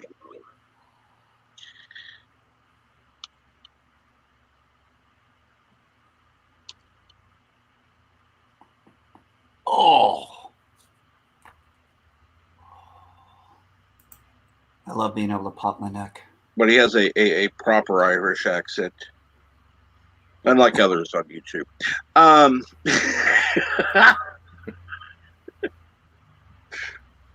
Not that you're naming names.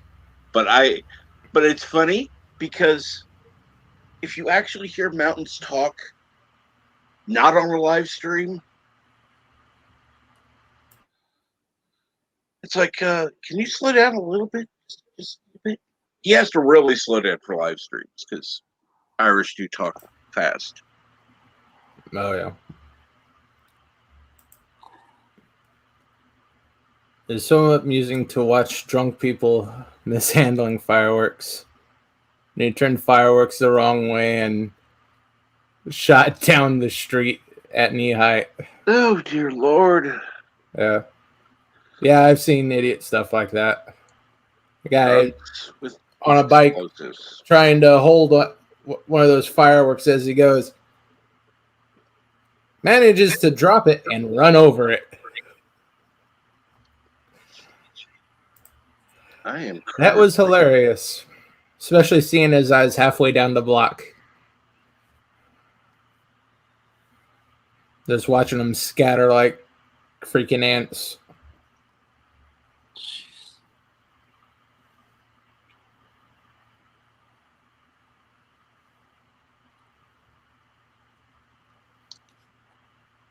There are some things I won't do while drinking. Fucking with fireworks is definitely one of them.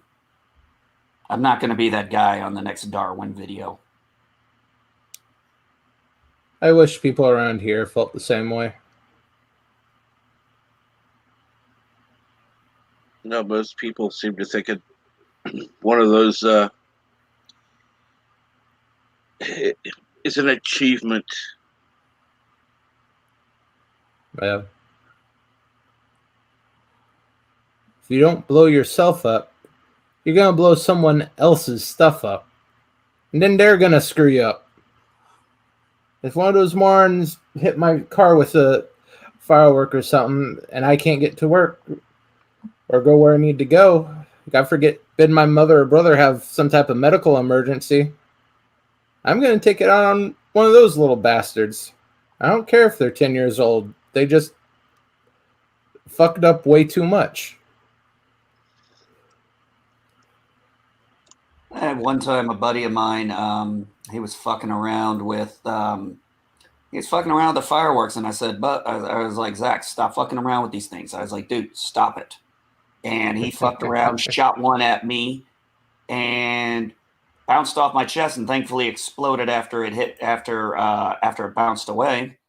I proceeded to walk up and punch the shit out of him. Good. Yep. It's that type of corporal punishment that people actually understand.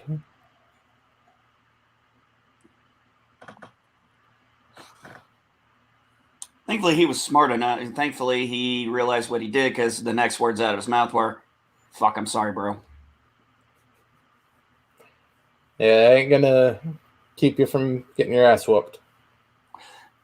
No, he took the punch like a man. He realized he fucked up, and he's like, he knew damn well if I had done something that's stupid, I would have expected the same.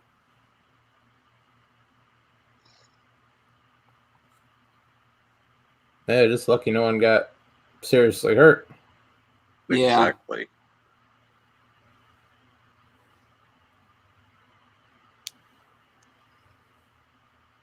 Because if that thing had actually exploded when it impacted my chest, I have a feeling I would have probably have had to go to the ER with some freaking burns. Mm-hmm.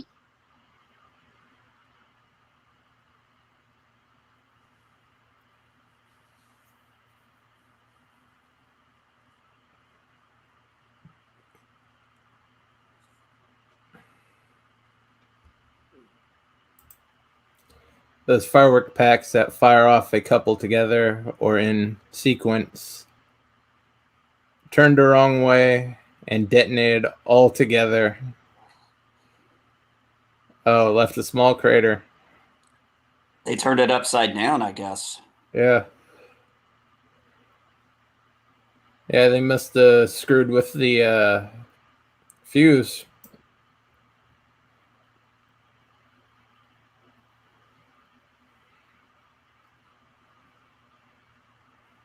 Yeah, one thing I was definitely proud of my son yesterday, as soon as he lit something, he ran his ass back every time. Oh, yeah. Yeah, it's a mistake you only make once. I remember being like 10 years old, setting up one of those little tank fire ones. Like an idiot, I go to light the fuse. My hand's shaking. It is the first time I've ever been allowed to light a firework. I miss the tip of the fuse.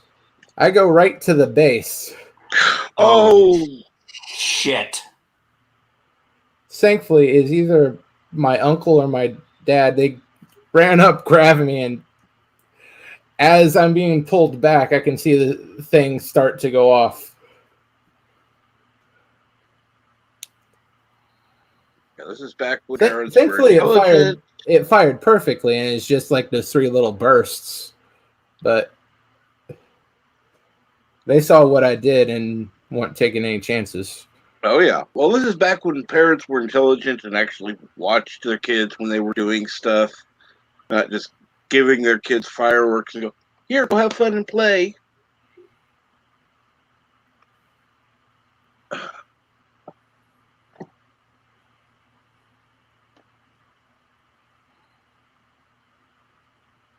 And it's like, if if one of my kids says, "Wait, you don't trust me?" It's like, I don't trust the firework. Yeah. Who And knows there's what no Asian chance, slave country made that? and there is no guarantee you won't make a mistake. And if there's a chance of a mistake, I need to be there. Yeah. It's a safety thing, not a trust thing. So that's a problem. People mistake it for a trust thing. It's a safety thing. Besides, you have to trust the maker of the firework. And let's be honest, we all know where most of these fireworks are made. Yeah. It's all down to, do you trust slave labor? Because that's who made those. Yep.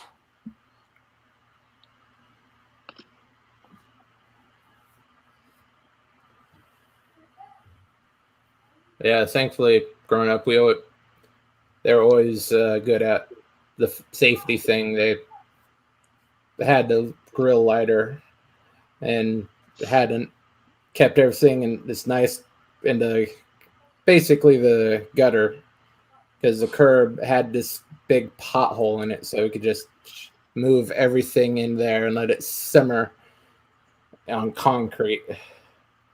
Then we just pour water out at the end of the night. Yeah, my son was actually pretty smart with this. When we were outside, he because I have a gravel driveway. What he did was he would open up some area, set the firework down that was going to, and would put gravel over around it so it would stay in place. Nobody told him to do that. He just did that on his own. Yeah. So I must be raising my kids somehow right. Yeah. I Yeah, you just fully naturally credit your saw it wife. leaning. Oh, yeah, Cap, If- absolutely. You'll get no argument out of me on that one.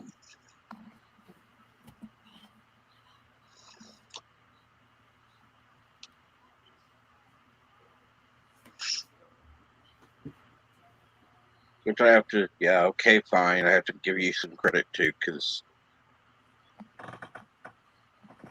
fine. I'll take Hear the me say footnote. it. I'll take the footnote credit.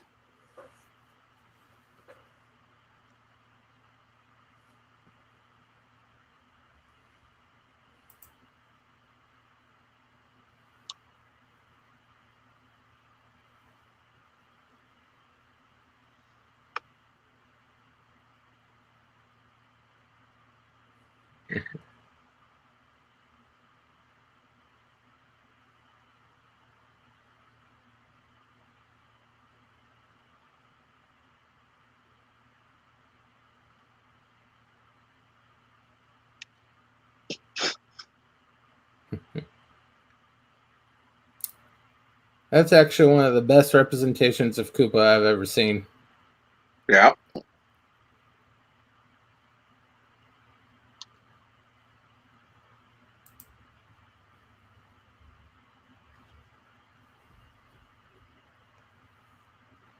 That reminds me of the Koopa kids in this series. We see a bunch of them, but we never see Koopa's wife or even a harem that they Nope. could have come from.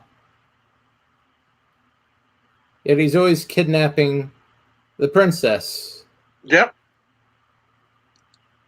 Maybe he's just after some child support.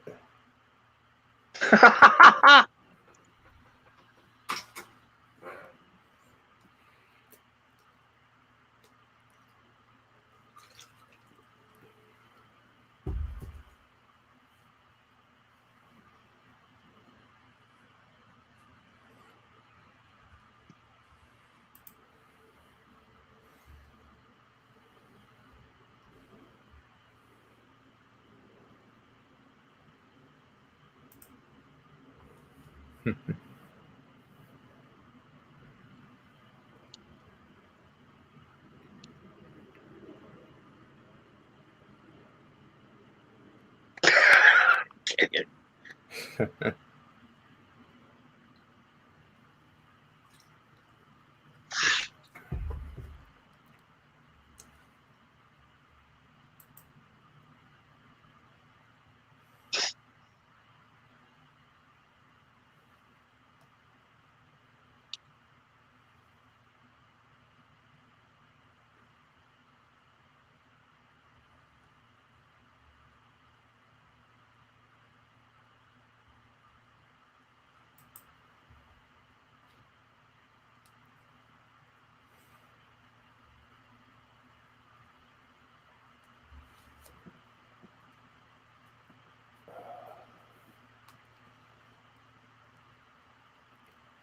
Yeah, this is pretty nice not being at work.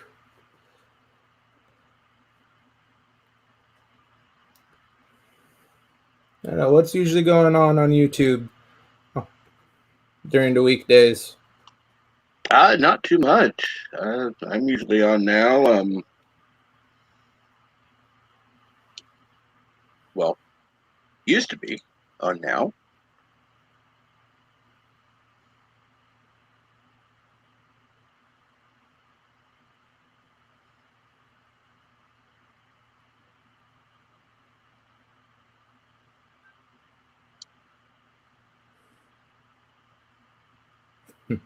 Mozzarella milkshake. Mozzarella milkshake. That sounds absolutely disgusting.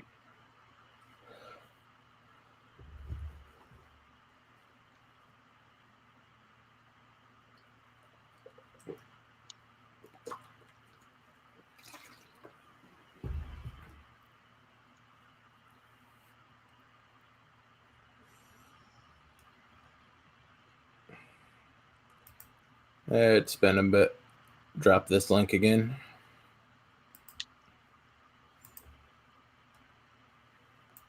Again, the pinned link is for the panel.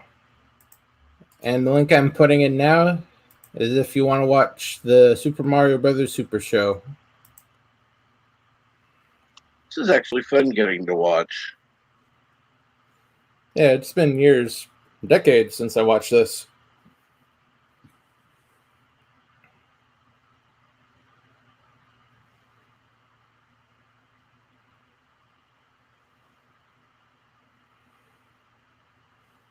And if you're enjoying Garfield and Super Mario Brothers, there's a link in the description. I'll take you to Tubi. Absolutely free service. You just have to deal with commercials. They have a lot of good 90s cartoons and a bunch of other stuff there too. Oh, yeah. Highly recommended.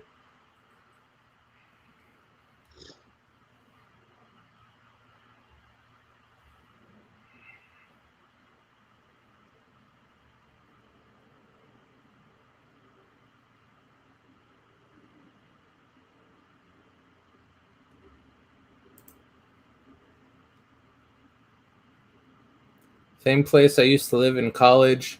I watched two guys breaking into a car outside of police station. As we walked past, they stopped, gave us a salute, said, "Evening, gents," and went back to work. Well, at least they're considerate thieves. Absolutely. That's very considerate of them. A little bit higher class of criminal than you get around here. Oh, yeah. You get generally it's some guy tweaking out on God knows what, or just plain insane, clawing at a car or whatever. Looks like Trying to something out get- of a. They look like something out of a zombie apocalypse. You'll see the tweakers just walking around, kind of shifting and twitching and everything. And the only thing I'm thinking is, how are you able to walk? Yeah.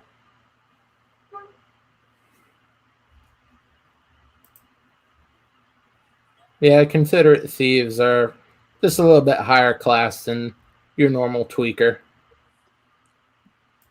And generally, they won't try to eat your face. That's not always a guarantee with the tweaker. They get on the wrong stuff. They start thinking that you're a giant freaking hot dog or something, or they think that you're some sort of demon. I'll be honest, the hardest drug I've ever done is pot, THC. And there was one time my buddy, whatever he had was laced with something, and I had to lock myself in a room somewhere till I came down. And I told him, I was like, "Where the hell did you get that shit from?" He goes, "I had to get it from a new guy." I'm like, "Did you smoke any of that?" He goes, "No." I'm like, "Dude, you need to get rid of it." I was like, that shit's laced with something. I was like, I don't know what the hell it's laced with. I think it was laced with LSD. Yeah. Sounds like some sort of psychedelic. Yeah, it was pretty fucked up.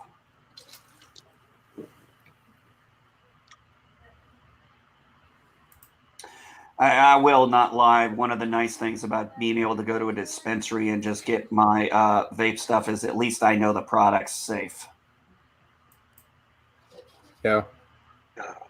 Always important to trust the source of stuff like that. Around here, unfortunately, the guy selling out of his apartment is a little bit more trustworthy than the state.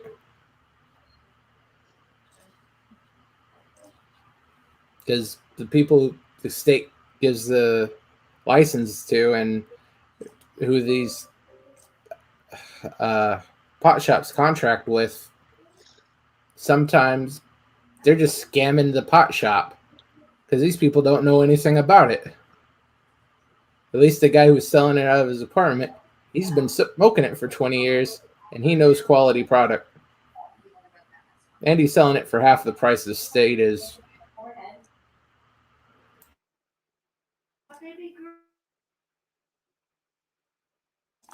Yeah, it's not so much the cost of the vapes, because I don't actually get flour. I prefer the disposable vapes, and it's not so much the price of those that's the problem. It's the recreational tax that is expensive. Yeah. Yeah, here when they basically completely freed up the pot shops, they had just lost the state liquor stores. Really? Yeah. So, in addition to hefting on a bunch of taxes to the liquor sales at the groceries and everywhere else, they dropped more taxes onto the legal weed. Dave G. Sam says, I smoked boat. It's laced with embalming fluid. Oh, God. Oh, yeah, that stuff. You basically had, and I do not know how to say that word, laced into it, not outside. Formaldehyde. Whatever the hell. Formaldehyde, yeah. Oh, God. I was 22, I think. Yeah, I've seen people do that. If they don't drop dead, it looks like they're the Walking Dead. So, either way, you're pretty fucked. Yeah, that's what I felt like. It was bath salts before bath salts came out. Mm-hmm.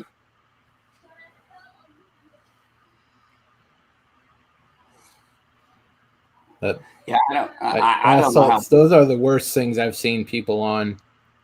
They're like the ravenous 28 days later type zombies. That's pretty much what we refer to running zombies now, the 28-day later ones. I mean, it makes sense. It's a very recognizable thing to say. So, it's amazing how those people act like freaking zombies too. Yeah. They'll just swarm around. They pretty much ignore each other, but someone else come around or something they can tear up, they swarm it. Oh, Dave, you had a similar experience. Oh, God, buddy. I'm sorry. I don't wish that experience on anyone. Well, maybe my ex-wife.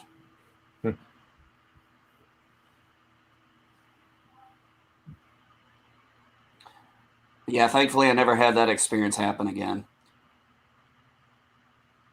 Yeah, 30 years ago. Yeah, mine was, let's see, I was 22. Mine was almost 20 years ago.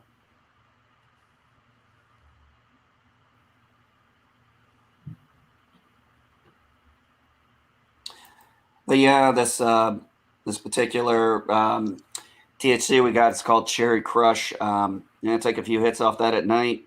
Man, I sleep like a freaking baby. I can't be like some in my family, like my mom, who does it throughout the day. I kind of just prefer to have it in the evening. Oh.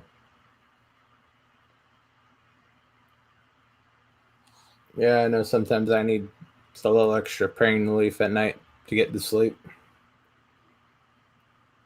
That's been helping with my wife's restless leg syndrome. Oh, yeah? And actually, one of the nice things is, even though I take it at night, I don't know if Cap can tell, I sound a lot calmer in the mornings. Oh, yeah. And it actually helps with my anxiety, and it helps throughout the day. I mean, it's not just, it wears off in the morning. The effects really kind of stay for the day, which is nice. Even my wife's noticed I've been calmer. Yeah, you get a nice, good night sleep, everything, and you're starting off on a good foot. So by midday, you're not so pissed off and you can actually behave as a normal functioning human being without And being deal with life. completely, Yeah. you can deal with stuff. It all comes from having that good night's sleep. Yeah, it very much does. Well, it's like when I talk to my mental health provider, I'll be talking to her again, and I like her. I get to do just virtual calls with her. And first time I talked to her, we had her intake and told her my meds, told her a few of my situations. And then she asked, do you take any drugs? I said, well, what do you mean by drugs? And I said, okay. And I'm like, okay, that was a stupid question. I was like, I take THC products. And she's like, oh, you go in Illinois to get them? I said, yeah. She goes, I don't give a shit about that. I mean, they're more concerned about the other stuff, but yeah. Yeah. Yeah. You know, Autumn, like, a lot of guys go mushy hunting.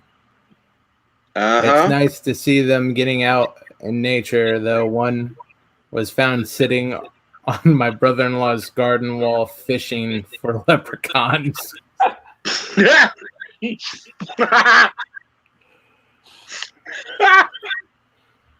Oh, at least he was sitting on a wall, not in traffic. This is true. How much luck was he having? Yeah. Did he catch any of them?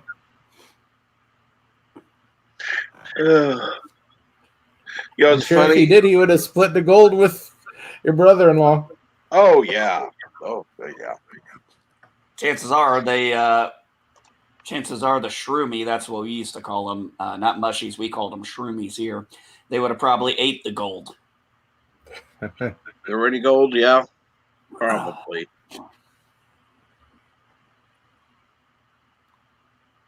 Let's see. Being a stoner is one thing. Being a tweaker or a shroomer is a whole nother ball game. I saw I saw what it did to some of my friends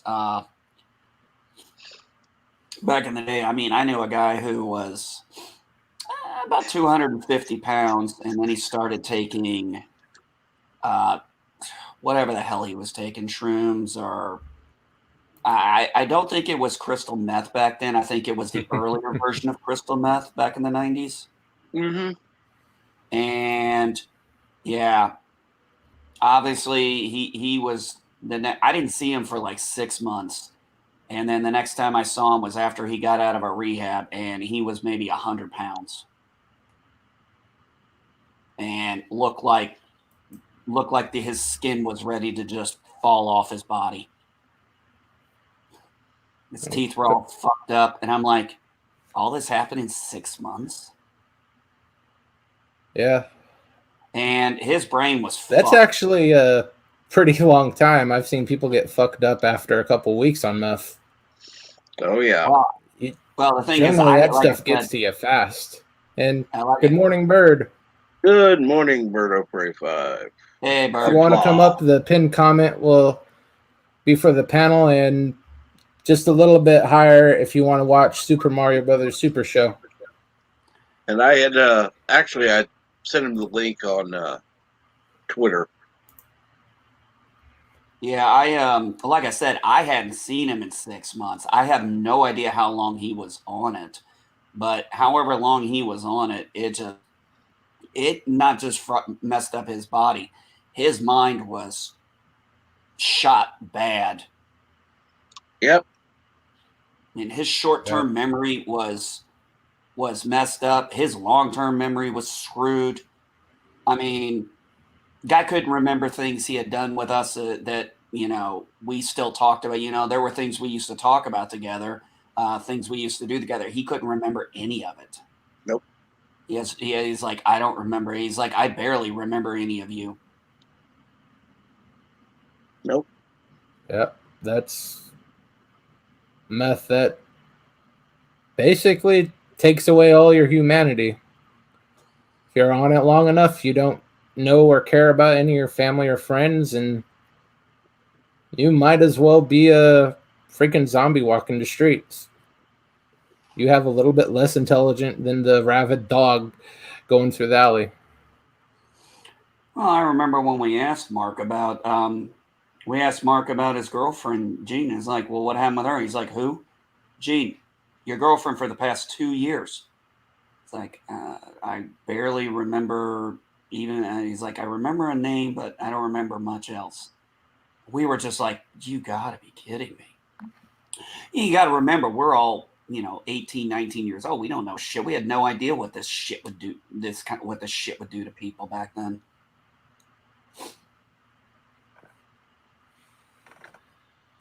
Let's just say that seeing him scared me off of any kind of drug other than pot.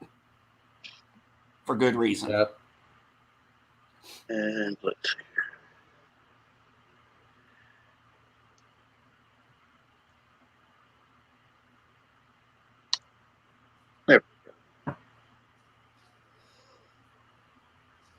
Oh, that's nice. Water or meat sauce.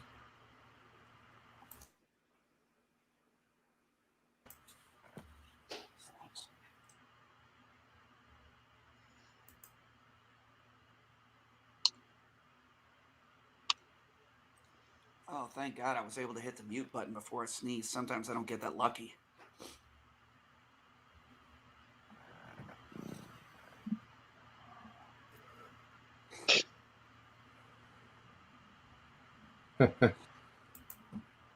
What's this now? This new drug that they're pushing? What is it called? Fent something? Fentanyl. Fentanyl. Yeah, I've been hearing Yeah. about that one coming across, but Yeah, that's a designer pharmaceutical drug.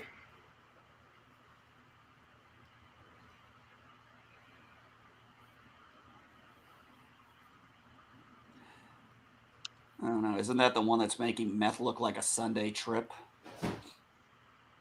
Pretty much, yeah.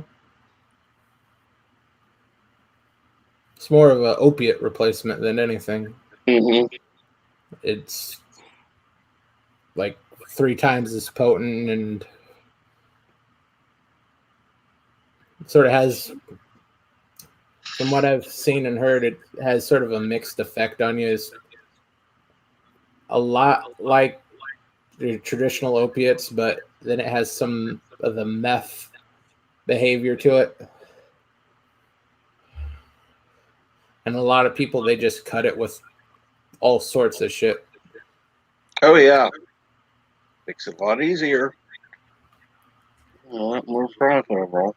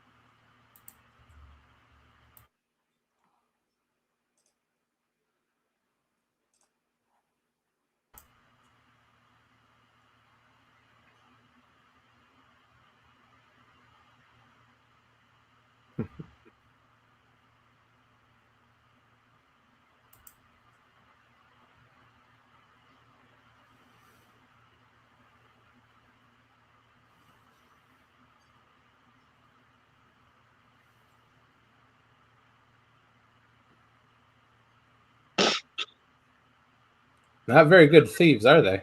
No.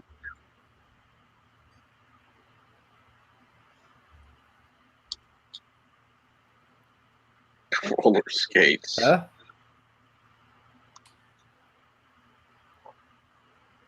I thought this one was interesting. One of the guys I know on Twitter, I think a few of us know him too. I have to look.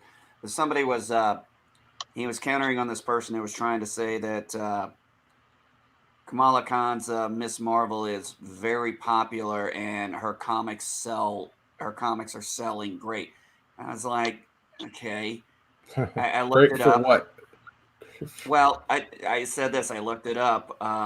Her first volume 3, had like 19 issues. Volume 4 had 48, and the Magnificent Miss Marvel had 12 issues. And this is over, so that's 3 different comic books with a very short run by all accounts over a 4-year period.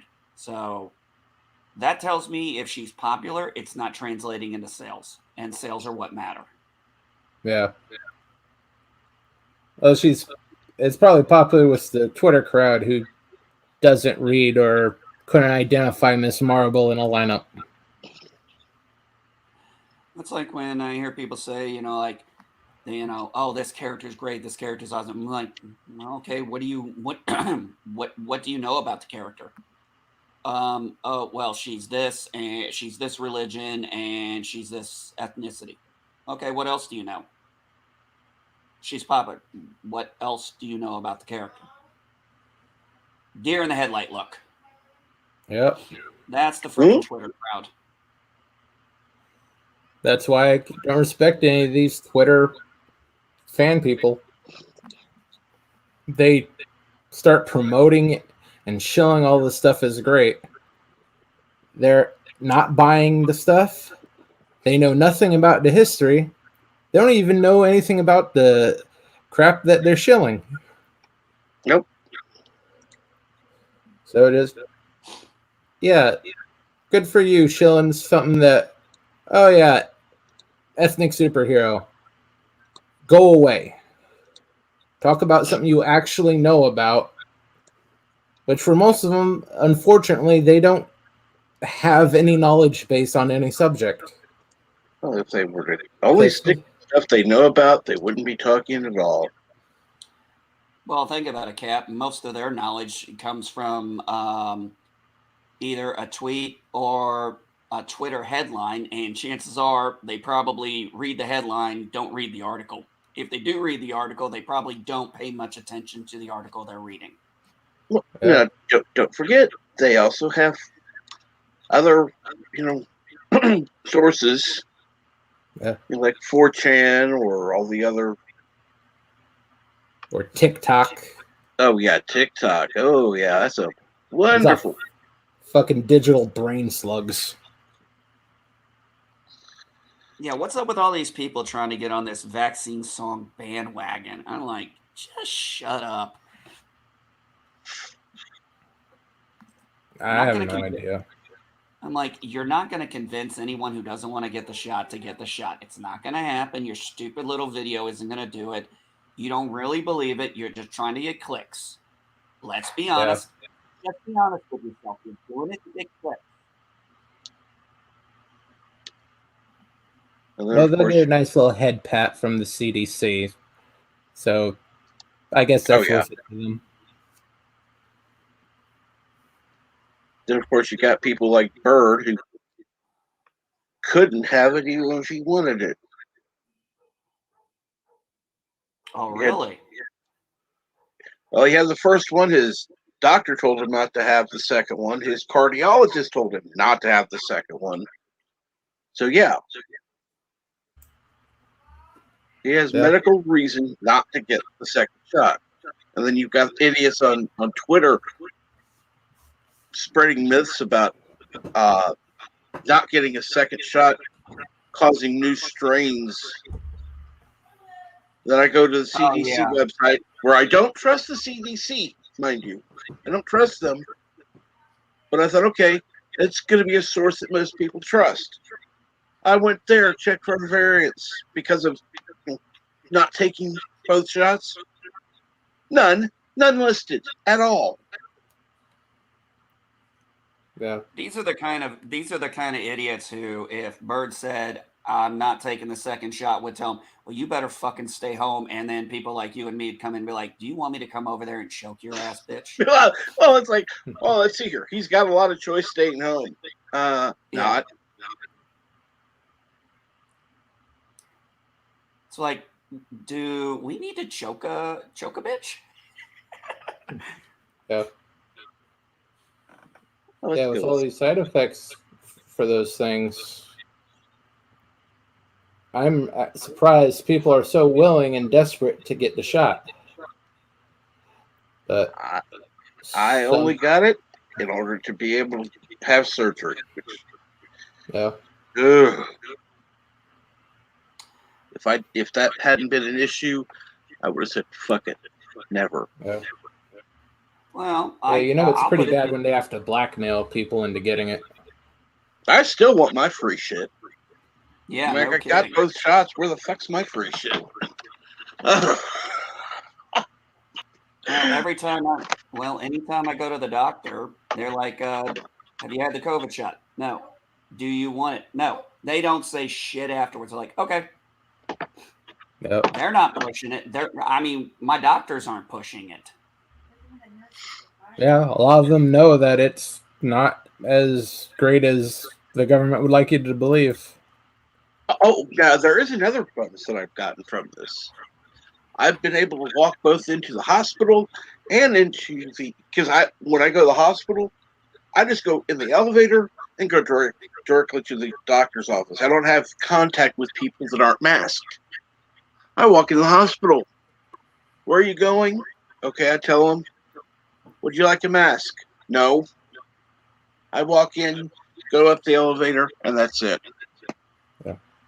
Like, I've Well, had the yeah. shot. You can go screw Yeah. yourself wearing a mask. That is the best way to think about it, Mountains. You can have the vaccine if you want, but don't even ask if anyone else has it.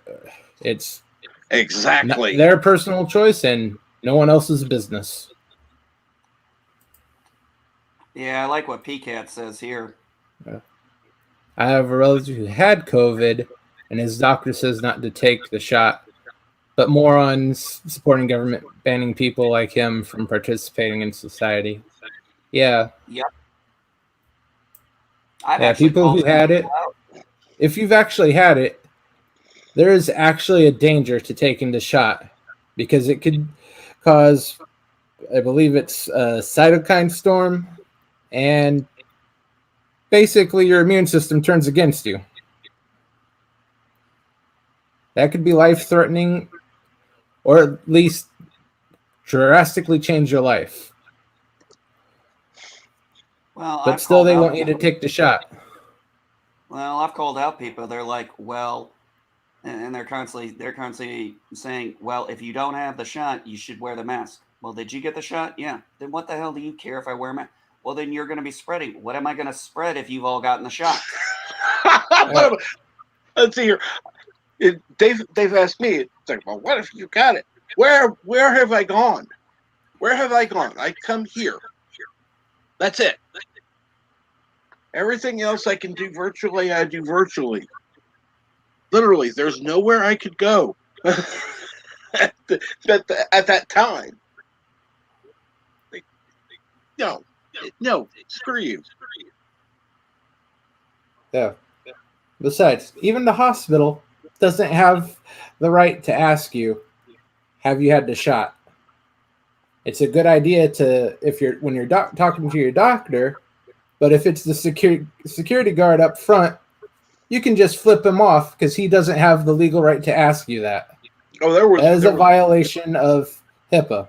Yep. HIPAA, yep.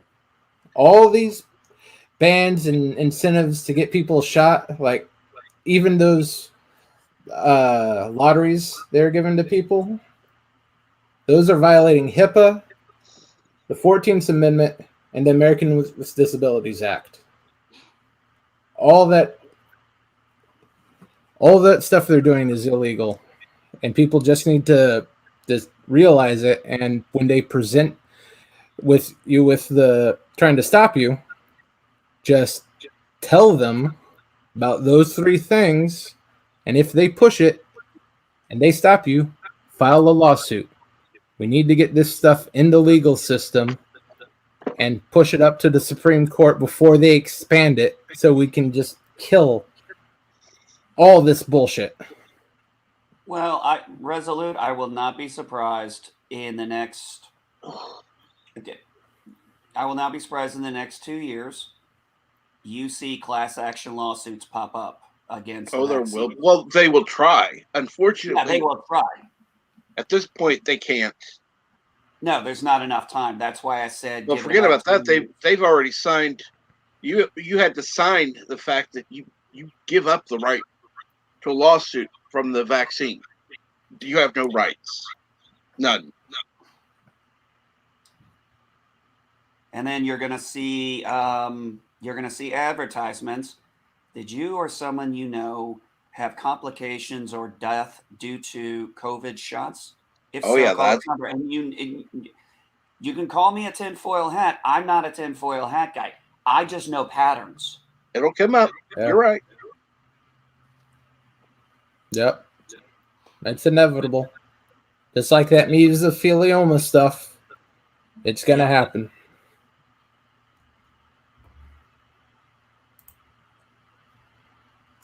Law in California, you don't have to disclose if you have a certain illness. Anyone in Cali could probably be legally challenged if they force a vaccine. That particular California law is specifically only applied to HIV, and well, it's going to harm and has harmed a lot of people. And the government seems gleeful about it.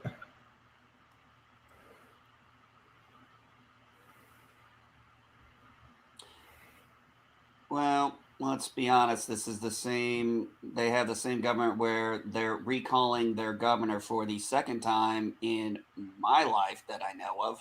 Yeah. And every celebrity under the sun over there in Hollywood is giving money to his campaign to keep him there. Yeah. But yeah, the more you try to bribe people, the more you try to incentivize, the more I distrust. Yeah. Because the government, when they're trying to push something that hard, you got to figure, why are they pushing it that hard? Because these people are idiots and crooked. Well, as Kat The only knows, thing more dangerous than a crook is an idiot.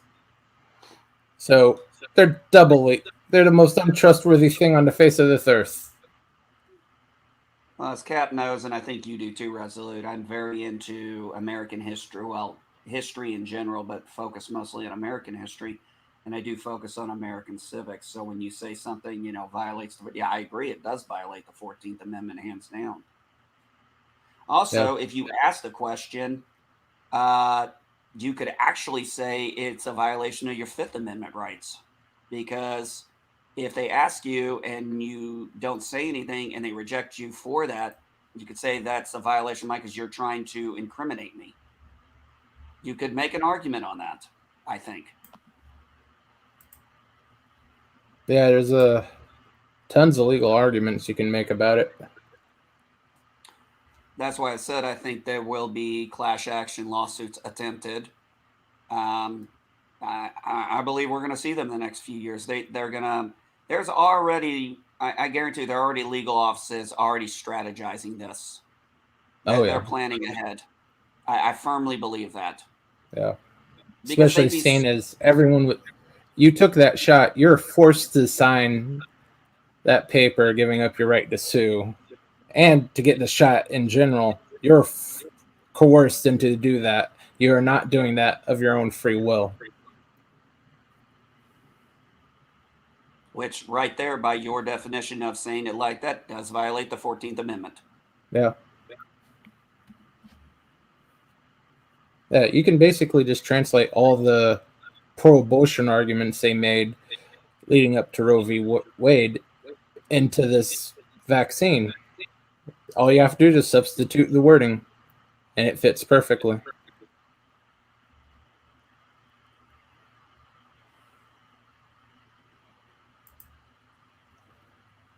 It's amazing and scary the willingly sheeple allowed the government to trample our constitutional rights with this vaccine/virus. Yeah, I agree, PCAT. I was hoping people were smarter than that, but apparently it's not just here. I'm just glad places like Florida and the Dakotas and Texas were at least a little bit more fortified and willing to stand up against this BS.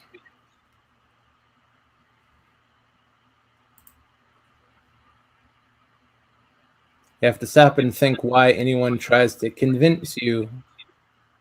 Yeah. Yeah, that's right, Dave Jew. Especially the government. Yeah, the more the government tries to convince you of something, the more you should question it. And I don't care what side of the political aisle you're on.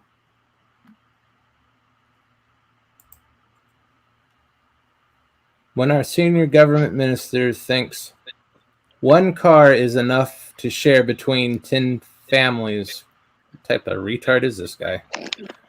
Why would you need more? Same guy used to use a ministerial car, follow him as he cycled.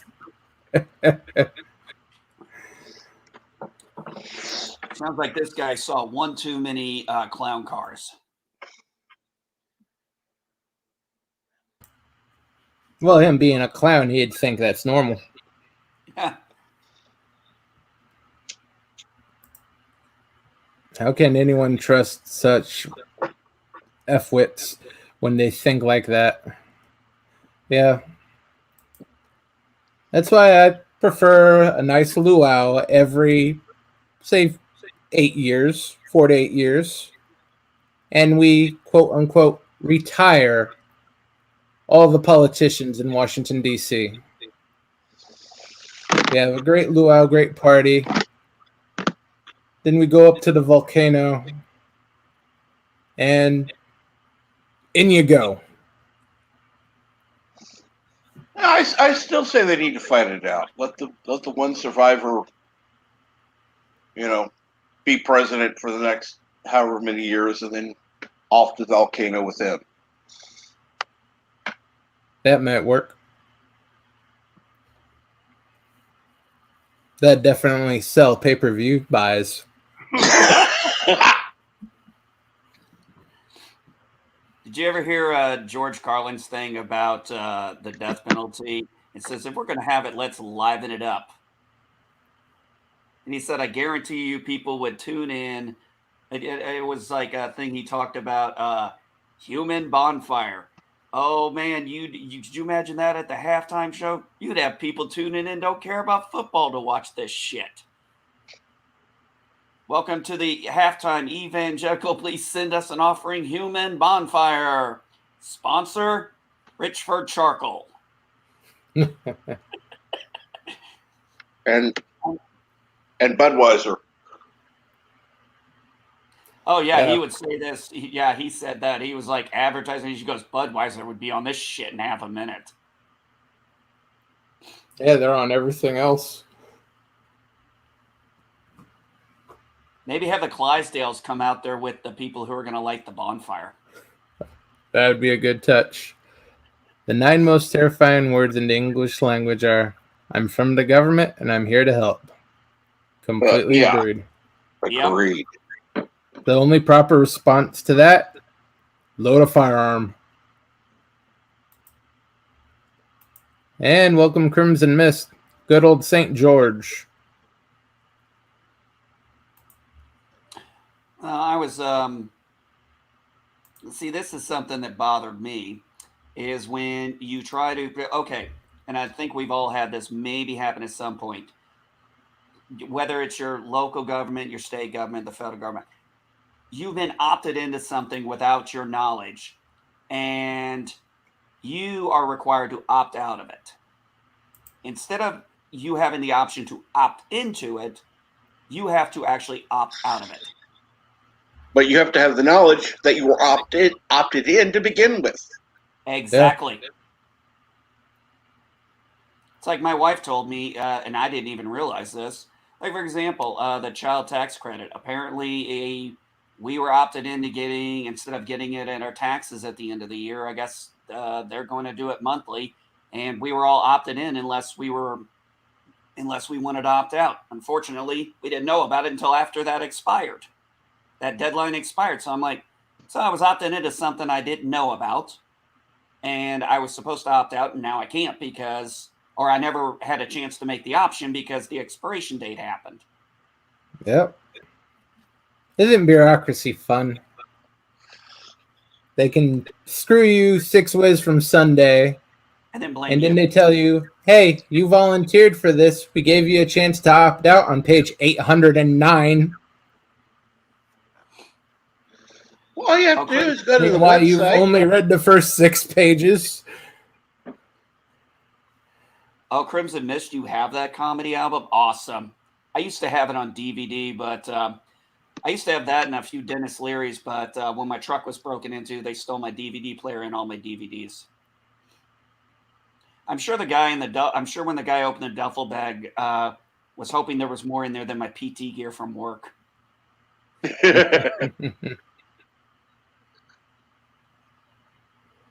I hope it was the dirty ones. Nah, unfortunately, it was a pair of clean ones because I was actually staying. I was at Madam's Geek. I was staying at Madam's Geek's apartment at the time when we were dating. It just happened to be a night. I go out. It's a little cold, and I start noticing there's a breeze in my truck from somewhere. And I look over and realize my window's been busted. And then I look down. My DVD player's gone. My DVDs are gone. And then I look back, and I'm like, my duffel bag's gone. And I look, I'm like, well, at least they didn't steal my uniform. Very patriotic. Yeah. At least you won't have to report naked. No. So I showed up to work and so I showed up to PT and in my uniform. They're like, "How come you're not PT?" And I'm like, "I was staying at my girlfriend's place. I left my duffel bag in the truck, and somebody broke in and stole it." My boss just laughed. He's like, "Are you fucking serious?" I'm like, "Yeah." Like, he got my duffel bag. He got a pair of shorts. He got a pair of shirts. And he got my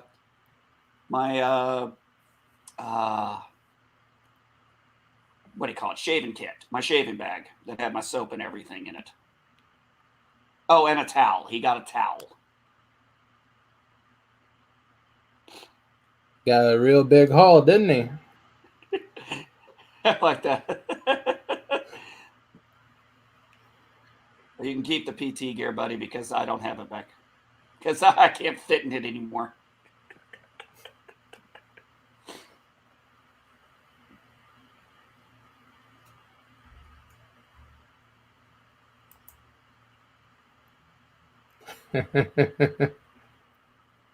And welcome, Hong Kong Fooey.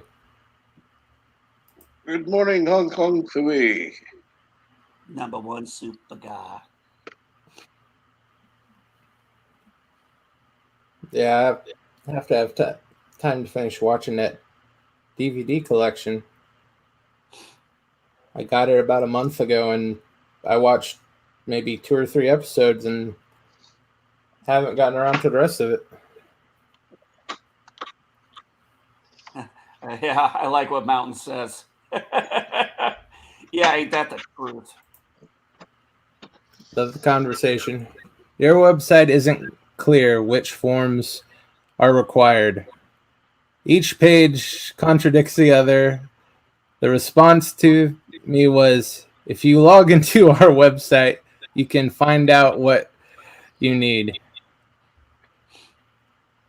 I've had the same problem with the freaking family medical department in Washington State.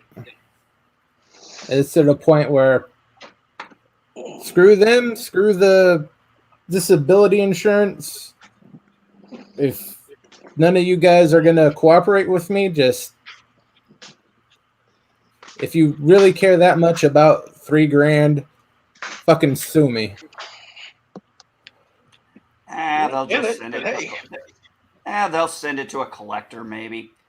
Oh, I got a good one for you, Resolute Germ. When I was living in South Carolina, I was renting a house, and then my wife and I went and bought another house. So we moved out of that house. I had my internet transferred, from the same company over here.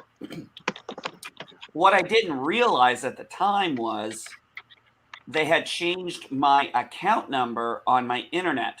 So I didn't realize I was getting a separate bill, like a final bill from them. I just kept assuming they were sending it to me because it was the same. I'm like, okay, whatever. I just paid the damn thing and never gave it a thought. All of a sudden I get a call from this collection agency, and they're asking me questions. I'm like, I don't know who you are. You're asking me questions. I'm like, you're asking questions about personal stuff. I'm not willing to give you information. They're like, well, we're a collection agency. I'm like, yeah, you told me that. That doesn't mean I believe you. I know how scamming works. And they're like, well, I'm not a scammer. I'm like, yes, of course you would say that. And I'm going through, and this lady is getting very annoyed with me. She's like, well, you have this bill for this amount from Time Warner Cable. I'm like, oh, okay. Well, I'll call them up and I'll confirm with them. And this was the part that kind of red flagged me. They were like, you can't call them up. I'm like, lady, until I get an official letter in the mail that states you are a collection agency, I'm not listening to you. And the fact that you just told me I can't call the company and inquire about this, really, I was like, goodbye. I hung up the phone. Yep. I called the company because I said, I'll just call the company and pay them. Oh, you can't do that. I'm like, watch me. I called the company up and I said, hey, yeah, I got this issue with this bill here. They're like, yes, it turns out they changed your account. I'm like, oh, that's the issue. I'm like, okay, can I just pay that off over the phone here and call it a day? She's like, absolutely. Paid it off. I got something from the collection agency, and then I got another one in the mail saying, even though you paid this off, you owe us money. I literally laughed. Yeah, I was like, I don't know you shit. I never responded back and never got another response from them. Yeah. Yeah, that collection stuff is all just a scam anyway. They buy this debt from corporations. The corporation writes that debt off on their taxes. The collection agency half-ass tries to collect money from people. If they get something or not from people, they'll write off that whole thing when they file their taxes. But boy, they'll threaten you. They'll strong arm you. They'll try to. And I was just like, no, I'm not falling for this. This was like when we had this cat, and we did not. This cat was a problem for us. It was just, good cat, but just too up in your face kind of thing. And there was a cat farm out there. So we went through the cat farm. They did not have enough room for the cat, so we worked through with them to adopt the cat out. So the people come over, the kids are playing with the cat, they have fun with it, they take the cat, and then they try to call and say, we're bringing the cat back. I said, no, you're not. The lady literally knocked on our door a dozen times and then sat out in the parking lot for 2 hours waiting for us to come out to try and hand the cat back to us. And then she finally left. We got a call from the cat farm. They're like, yeah, the lady the family that you got, yeah, they just dropped the cat off out of nowhere. So you need to come pick it up. I'm like, no, I don't. I gave the cat up. Your cat now. I said, you need to call them and tell them to pick up. It's like, I don't know why you're acting like this. I'm like, because it's not my cat anymore. And then they try to say, well, you owe us. Well, if you're not going to come pick it up, you owe us money for cat food and lodging, or we're going to sue you. I'm like, then fucking sue me. And I hung up the phone. And welcome, Crimson Mist. How you doing today?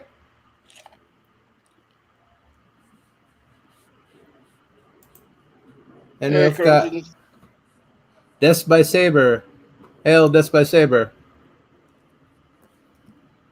Another new name. Good morning, Death by Saber. Good to see all these new people. Oh, yeah. At least to me. I don't know if they pop in on Morning Brew. I'm usually not here on the weekdays. Well, it's funny because there was the one last night who's like, oh, yeah, I happen to find you because of Bird. And I found Bird because of Captain Trek. Like, what? Yeah. It's good to see things just trickling down. We. Hey, Crimson, can you hear us? Testing. Yes, there you go. Gotcha. Okay, I was trying to do something here, so I was trying to illustrate something here, so I'll make your indulgence. The great ships hung motionless in the air over every nation on earth. Motionless they hung heavy steady in the sky, a blasphemy against nature. Many people went straight into shock as their minds tried to encompass what they were looking at. The ships hung in the sky in much the same way that bricks don't, and still nothing happened. Okay, I'm going to skip over here. Before the earth passed away, it was going to be treated to the ultimate in sound reproduction, the greatest public address system ever built. But there was no concert, no music, no fanfare, just a simple message. People of Earth, your attention, please, a voice said.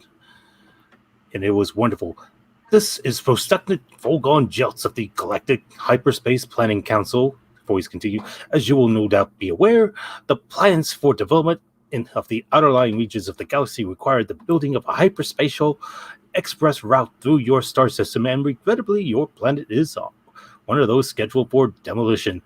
The process will slightly take less than 2 of your Earth minutes. Thank you. There's no point in acting at all surprised about it. All the planning charts and demolition orders have been on display in your local planning department in Alpha Centauri for 50 of your Earth years, so you've had plenty of time to lodge any formal complaints and it's far too late to start making a fuss about it.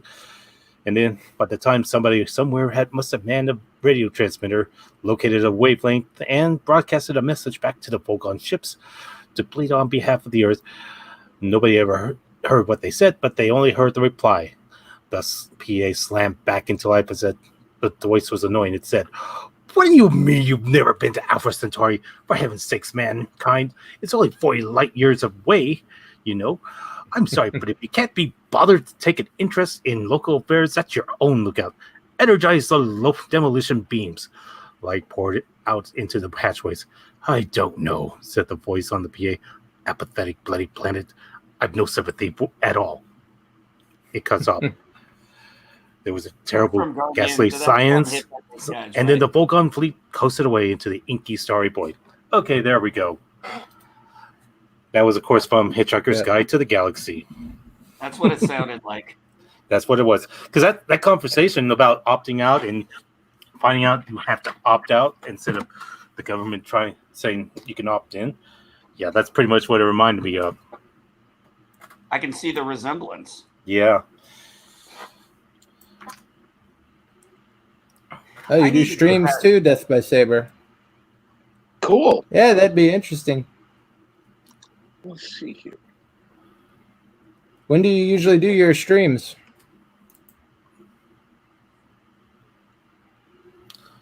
When do you stream? Hey guys, real quick, I'm going to tap out. It's 11 here. We're going to get ready to go hang out with the family. I will catch you all possibly on the flip side. Cap, if you're doing Morning Brew tomorrow, I'll probably just be doing a lurk. If the weather's good, I'm going to get out early in the morning and do some work in my yard. But probably for an hour or two, I'll probably be able to lurk, but I won't be coming on the panel. Okay. At least not tomorrow. But You guys have good. Crimson Mist, Resolute Germ, Cap. Y'all have a good one. I'll catch y'all on the flip side. Take care. Take care. Probably.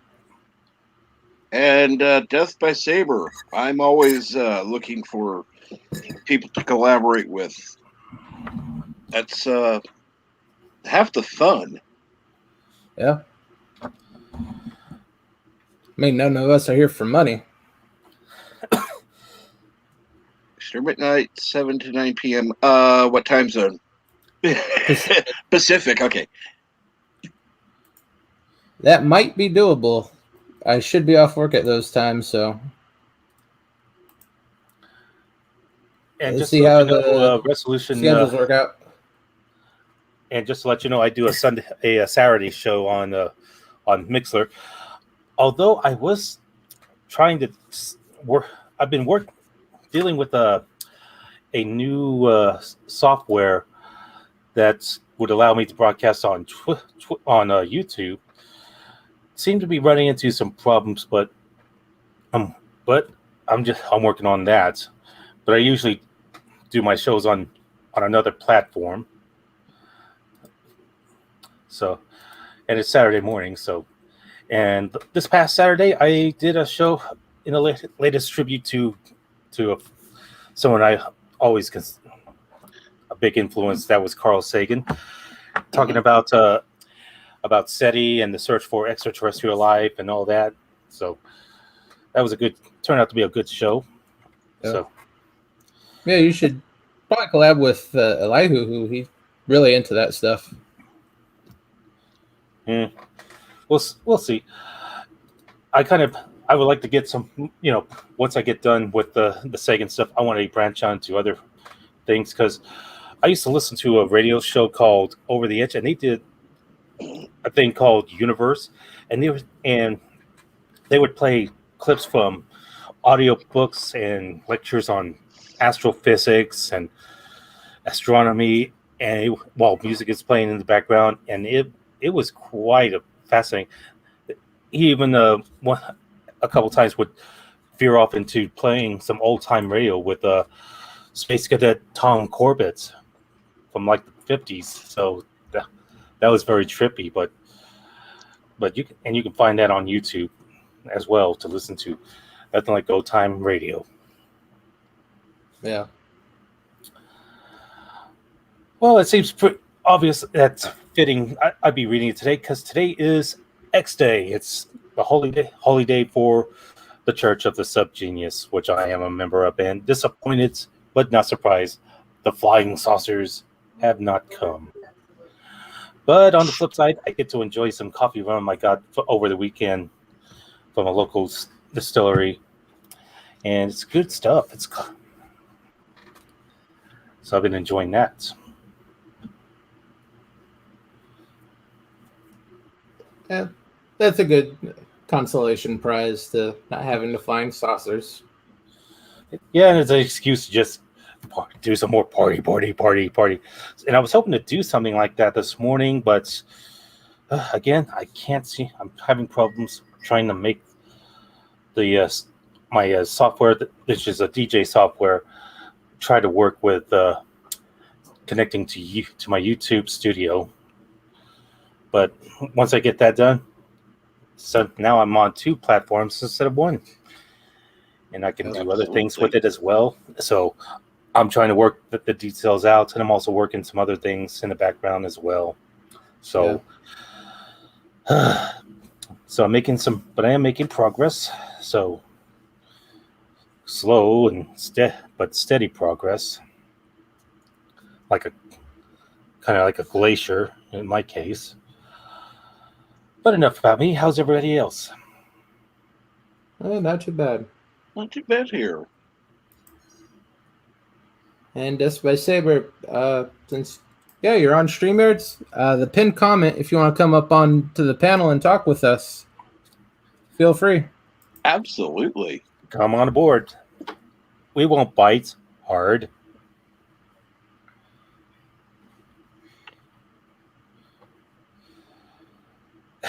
Oh, and I like this. Mountains of Elysium says, if aliens watch reality TV or The View, it is legitimate grounds for having Earth reduced to atoms. Oh, yeah. Imagine them coming across something like Love Island. Oh, my God. I mean, that alone makes it a nice recruitment video for ISIS or whoever. I was streaming about UFOs and what. That is going to be pretty popular. We need a replacement for the exozone. Mm-hmm. Yeah. Yeah, and funny, this is also around the time the anniversary of the Roswell incident too, and I did a show on that as well. You can find on Internet Archive. I'll have to post that link if anybody's interested. So, give me a moment.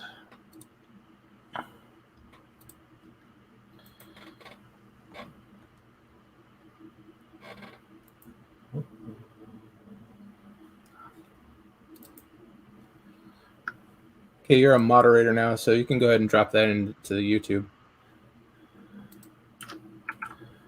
Appreciate that. And it's posted. Yeah, one of these days. Has any interest in that? Go ahead and follow the link. Yeah, I need to head out to Roswell and check it out, and especially during this time because they have the UFO festival going on. And they even got a McDonald's that made it look like a big flying saucer too. So Munford case on. I'm not familiar with that, but I'm not big on the UFOs and stuff like that. oh, I understand. Well, it's funny because I had I can't think of his name right now. Oh, proof I need more coffee. Yeah. But Welcome, Deej. Captain Trek is turned woke or not? I don't think so. no, I'm not you, Deej. We all know who your favorite doctor is. Pooh Bear. Oh, be careful. He'll get hopping mad at you. I'm hoping so. Yes, the link is in the chat for you to come up to yell at me, Deej. It's the pinned link if you're interested, Deej. Go for it, Pooh Bear. It's the pinned link. You can come on up, yell at me. That's not fair. Calling him Pooh Bear. He looks nothing like Zenny the Pooh. And here he is. Listen here, Jedi Trek. That was the worst thing I could come up with. I know, lame. No, the day. Okay, let me put it to you this way. If I call the garbage that's labeled Trek good, that is the day you can call me woke. Yeah, I was just having a conversation with PJ about his stream last night. What about it?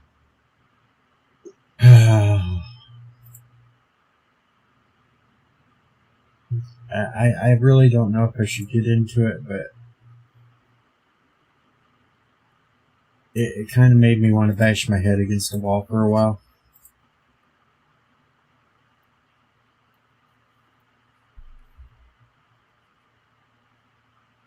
Basically, you had some woman on last night that didn't get paid by CBS or Secret Hideout for work that she did for years.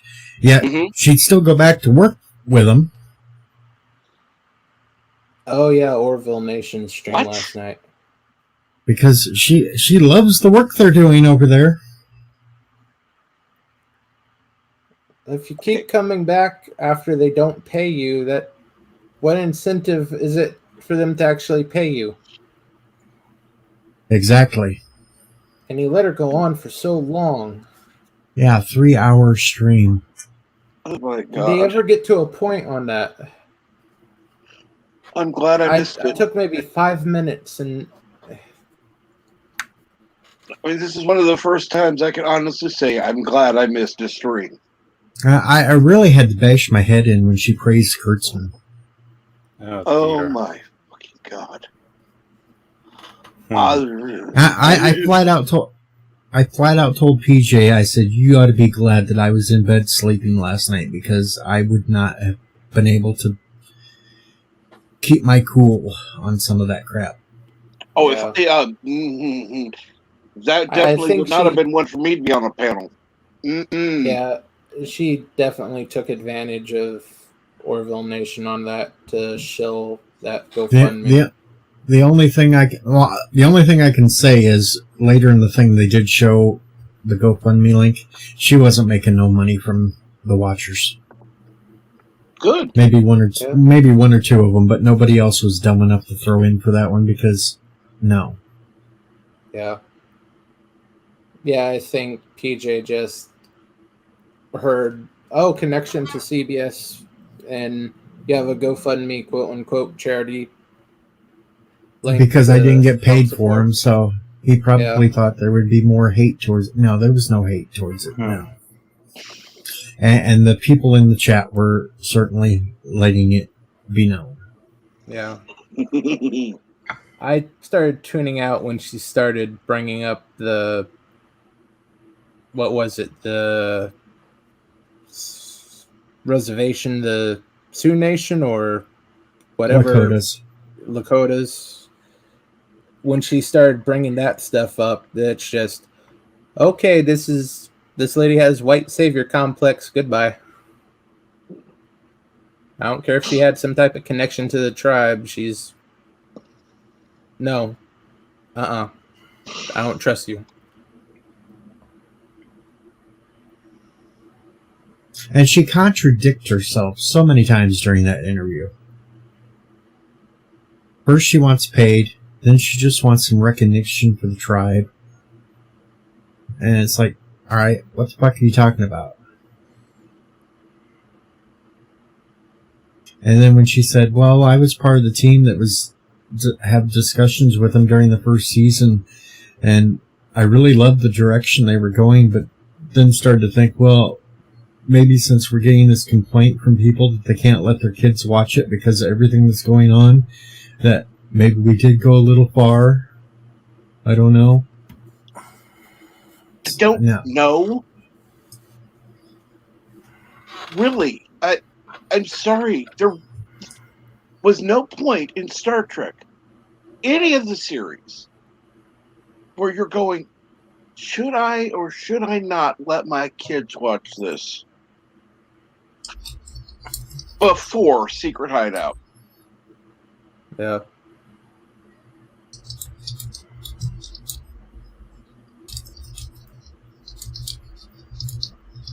Take care, Death by Saber. Yep.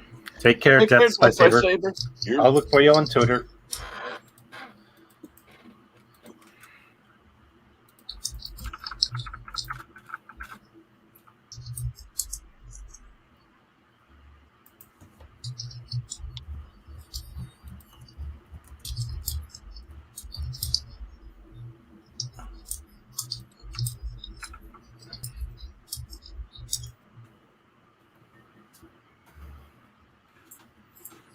And I noticed a couple of people lurking last night. I'm sure that there'll be some videos soon about it. I hope so. Well, I see Midnight's Edge was in there at the beginning. Oh, I'm sure they'll jump so on it.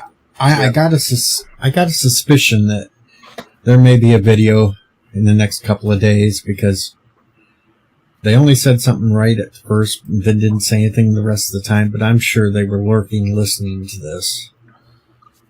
Oh, yeah, trust me. Trust me. And I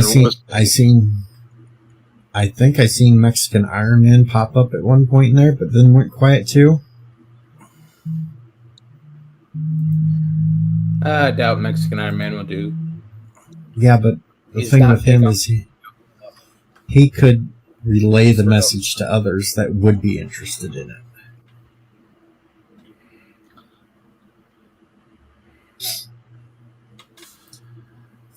But let alone with just Midnight's Edge in there, PJ's better worries, because if they think if he's just siding with her, they could affect shit. I think they know better than that. But yeah, I don't know. After all the shit that's went down in the last few months, with all the infighting and everything else, anything could happen. Yeah. I'm sure most people just gonna let PJ have a few days and didn't say, just probably screen people you're gonna have on, especially for that big a thing and someone trying to get money. Just verify their story a little bit more. Yeah, I really thought. Well, I sit there and I'm listening to this interview, and I thought it was going to be more about the shit going on with Discovery and that, and most of it wasn't. Yeah. And I'm sure that's exactly what PJ thought. I mean, it'd be interesting to get his insight, but I wouldn't want to dig into things that are not my business. So, well. Yeah. I mean, he probably thought he was being nice because he heard this woman didn't get paid and all this, and she keeps claiming she's the biggest Star Trek fan ever and all this, and I couldn't tell that she was a Star Trek fan. All I heard, all I heard was her trying to help people that are ruining the damn franchise and enjoying what they're doing to it. That's not a fan. Well, these idiots think they're Star Trek fans. Especially when she made the comment during it, which set Bird off. Because Bird was in there last night, and she said that there was only maybe a handful of enjoyable Deep Space Nine episodes. What the fuck? Jeez. Yeah. Wow. That set Bird off. Yeah. Bird popped up at that point. There's no Did counting PJ at for least push back against her during any of this? If something sets Bird off, you know it's big. Yeah. I can understand her saying all this, but did PJ at least push back on anything? No. Wow. I'm glad I only gave it about 5 minutes of time. And I'm really disappointed that Aldega didn't say much for pushback. Oh dear. Because Aldega was on the panel. And I would have thought Aldega would have done a little more pushback. No comment. Now, he might have been staying quiet because of his friendship with PJ and stuff. Yeah. He's probably just deferring to PJ, thinking he'd do something. Yeah, it's really good that I was sleeping during all this. I would have been way too vocal. And I would have been calling her out on why do you seem so flip-floppy on some of these. At first you want to GoFundMe because you didn't get paid, but now you're saying you don't want to get paid. You just want to go back to doing this little Star Trek Bible crap. And you don't want to let your kids watch. You weren't sure if you should let your kids watch it. And after looking at a lot of the scenes, because I don't watch it at all, but I've seen enough of the scenes. Hell no. Yeah. What isn't complete crap is, well, Klingon rape and unnecessary surgeries. And gory deaths and dumb assertions like the power of math and I'm a big fan of science and all this bull crap. It's infantile writing. I mean, even infants don't think like this. Jeez, this is. Well, you forgot. Cake is eternal. No,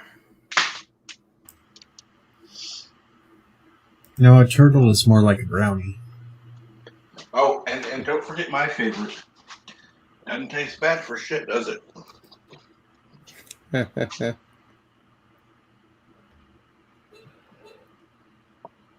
Enough to give you a headache. Or an aneurysm, give or take. Either or. The aneurysm would have the plus of you not having to suffer through it anymore.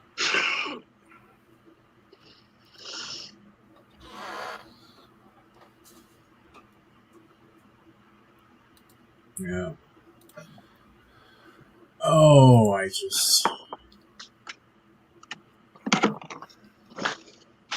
And then he keeps telling me that he likes me and Anti-Trekker to get together good, and it's like, it's not going to last. Oh, wow. And Anti-Trekker's going to self-destruct things again, and... That just doesn't seem natural, you and Anti-Trekker. No offense, I'm not going to be watching that. I would rather watch something on your channel. Anti-Trekker's just going to get bored with it like he has pretty much everything else he has lately, and it's just going to end. My guess is the streaming duo thing that we're doing will end as soon as Loki's done. So 2 more weeks. Yeah. It doesn't seem the two of you don't seem natural together very much. It's like I don't know.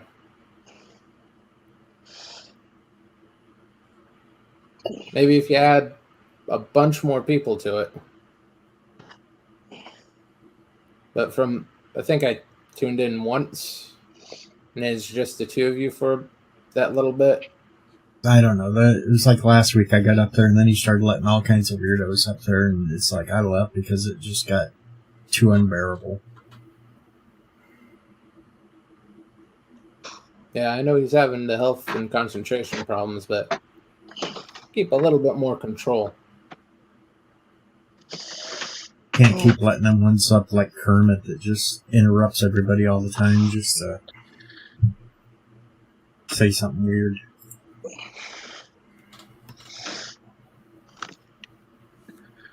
I mean, don't get me wrong, I understand he has his issues, but you don't let anybody, run wild on a panel. Yeah. That's why you can drop people or mute people.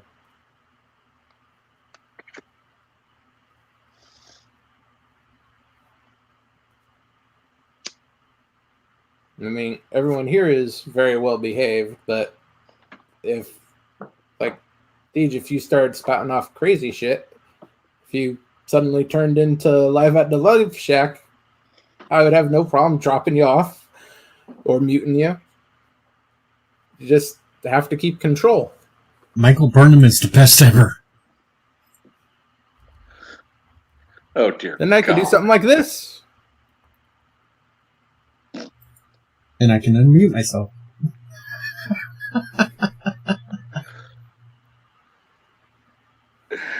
Oh. I never got that. What's the point in the host being able to mute somebody if they can just unmute? I know, but then I can mute myself and you can't unmute me. Yeah, that seems a little bit backwards. Just a little. But then again, you do have the slide control that you could put it all the way down to where I'd never know that you muted me and nobody could hear me, so that aspect works. Yeah. I've done it to Captain Trek quite a few times. Or not Captain Trek, what's his face? Sci-Fi Nation. Oh, yeah. I do it to him Unfortunately, all with the some time. people, it's very necessary. I've done it to Alexander, too. I haven't seen Alexander in quite a while. He popped up on Anti-Trekker's stream last week, too. I had just left, he popped up, and so I popped back up briefly with the Momo mask on, and then left again, just to get Alexander spazzing out. I like that. I figured if Anti-Trekker was going to have Kermit up there and Alexander, I might as well just cause all kinds of mayhem before I left the chat. Yeah. Beat them to the punch.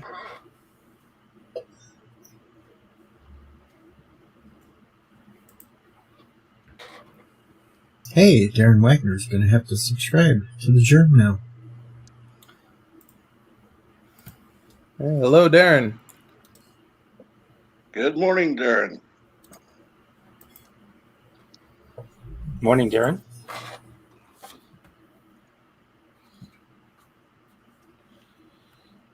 Yeah, that sounds very disappointing for PJ because it kind of hurts his credibility as a trying to find the words there, but yeah, he should have followed up with more questions and be a little more critical. But I guess I don't know if his strategy was just to let her talk and just expose herself in front of everybody or what. I don't. But yeah, I would have put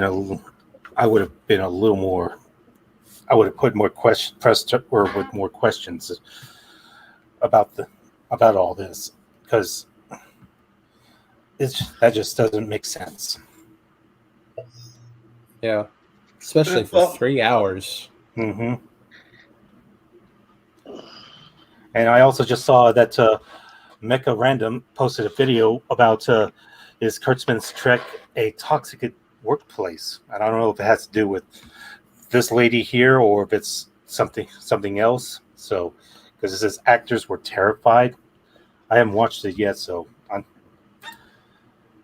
I don't know. Follow up on comics. Had an article. Mm-hmm. It's probably just off of the Bounding into Comics article. Mhm. Most likely. I unsubscribed to Mecca after she had her big meltdown.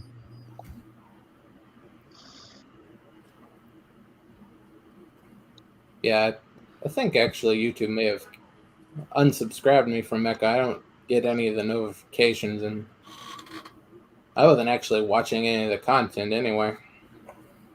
I could see her having her beef with Midnight's Edge, Tom, but to carry it over day after day after day after day, that was enough for me. I was like, no, I'm out. What'd you get pissed off at Tom for? Apparently, Tom's mean to her. They had a falling out. Tom used Yeah. to go on her channel all the time. I don't know what happened with that. Honestly, I don't care. Me either. Yeah, It's just like, it's too much. It's just too much. I'm sorry. There are some things that are personal and should be kept personal. Yeah. Don't involve everybody in your YouTube drama.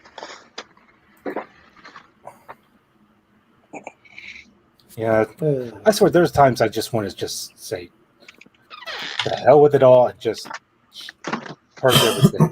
Just shut it down. I'm a little blackballed at this point, too, over certain things that's happened recently, but I don't care. Yeah.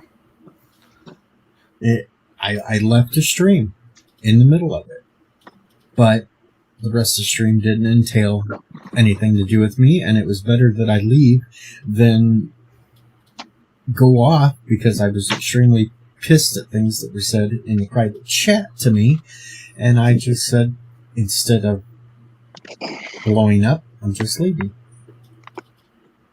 Good call. Good call. Mm-hmm. Okay, if anyone's still watching the cartoons, Oh, I think definitely. I'll switch over, watch some Inspector Gadget. Ooh, cool. And also, I believe Cultural Casino is going to be coming up here in about 15 minutes as well. So there's that. Oh, someone else coming up. I think I'll drop it. Been going over 3 hours. A lot longer than I was planning to. I think I'm just going to start streaming for a while and see what I can do. See what Cool. kind of craziness I can start up. Awesome. So, it's been fun. I'm going to dip out of here and go get mine set up. All right. All right. Come back and drop the link when you're ready. Alright, I'm still in the chat. All right. Take care, Deej.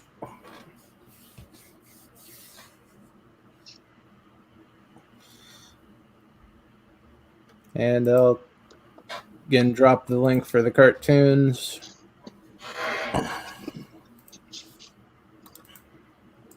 We have switched over to Inspector Gadget.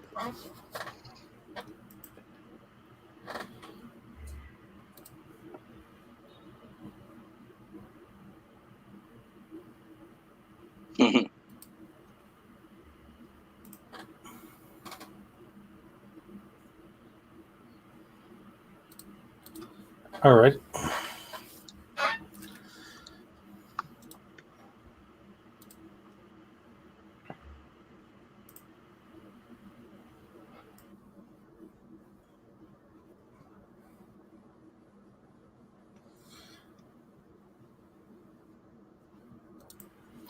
Hey, this has been very interesting. Streaming in the mornings on the weekdays. It's good change of pace than dealing with a bunch of machines. Okay. Awesome. I think I'll skip on out of here because I got lots to do here. So, Resolute and Captain, take care. You Thanks take for care. stopping by, Crimson. Crimson. Take care.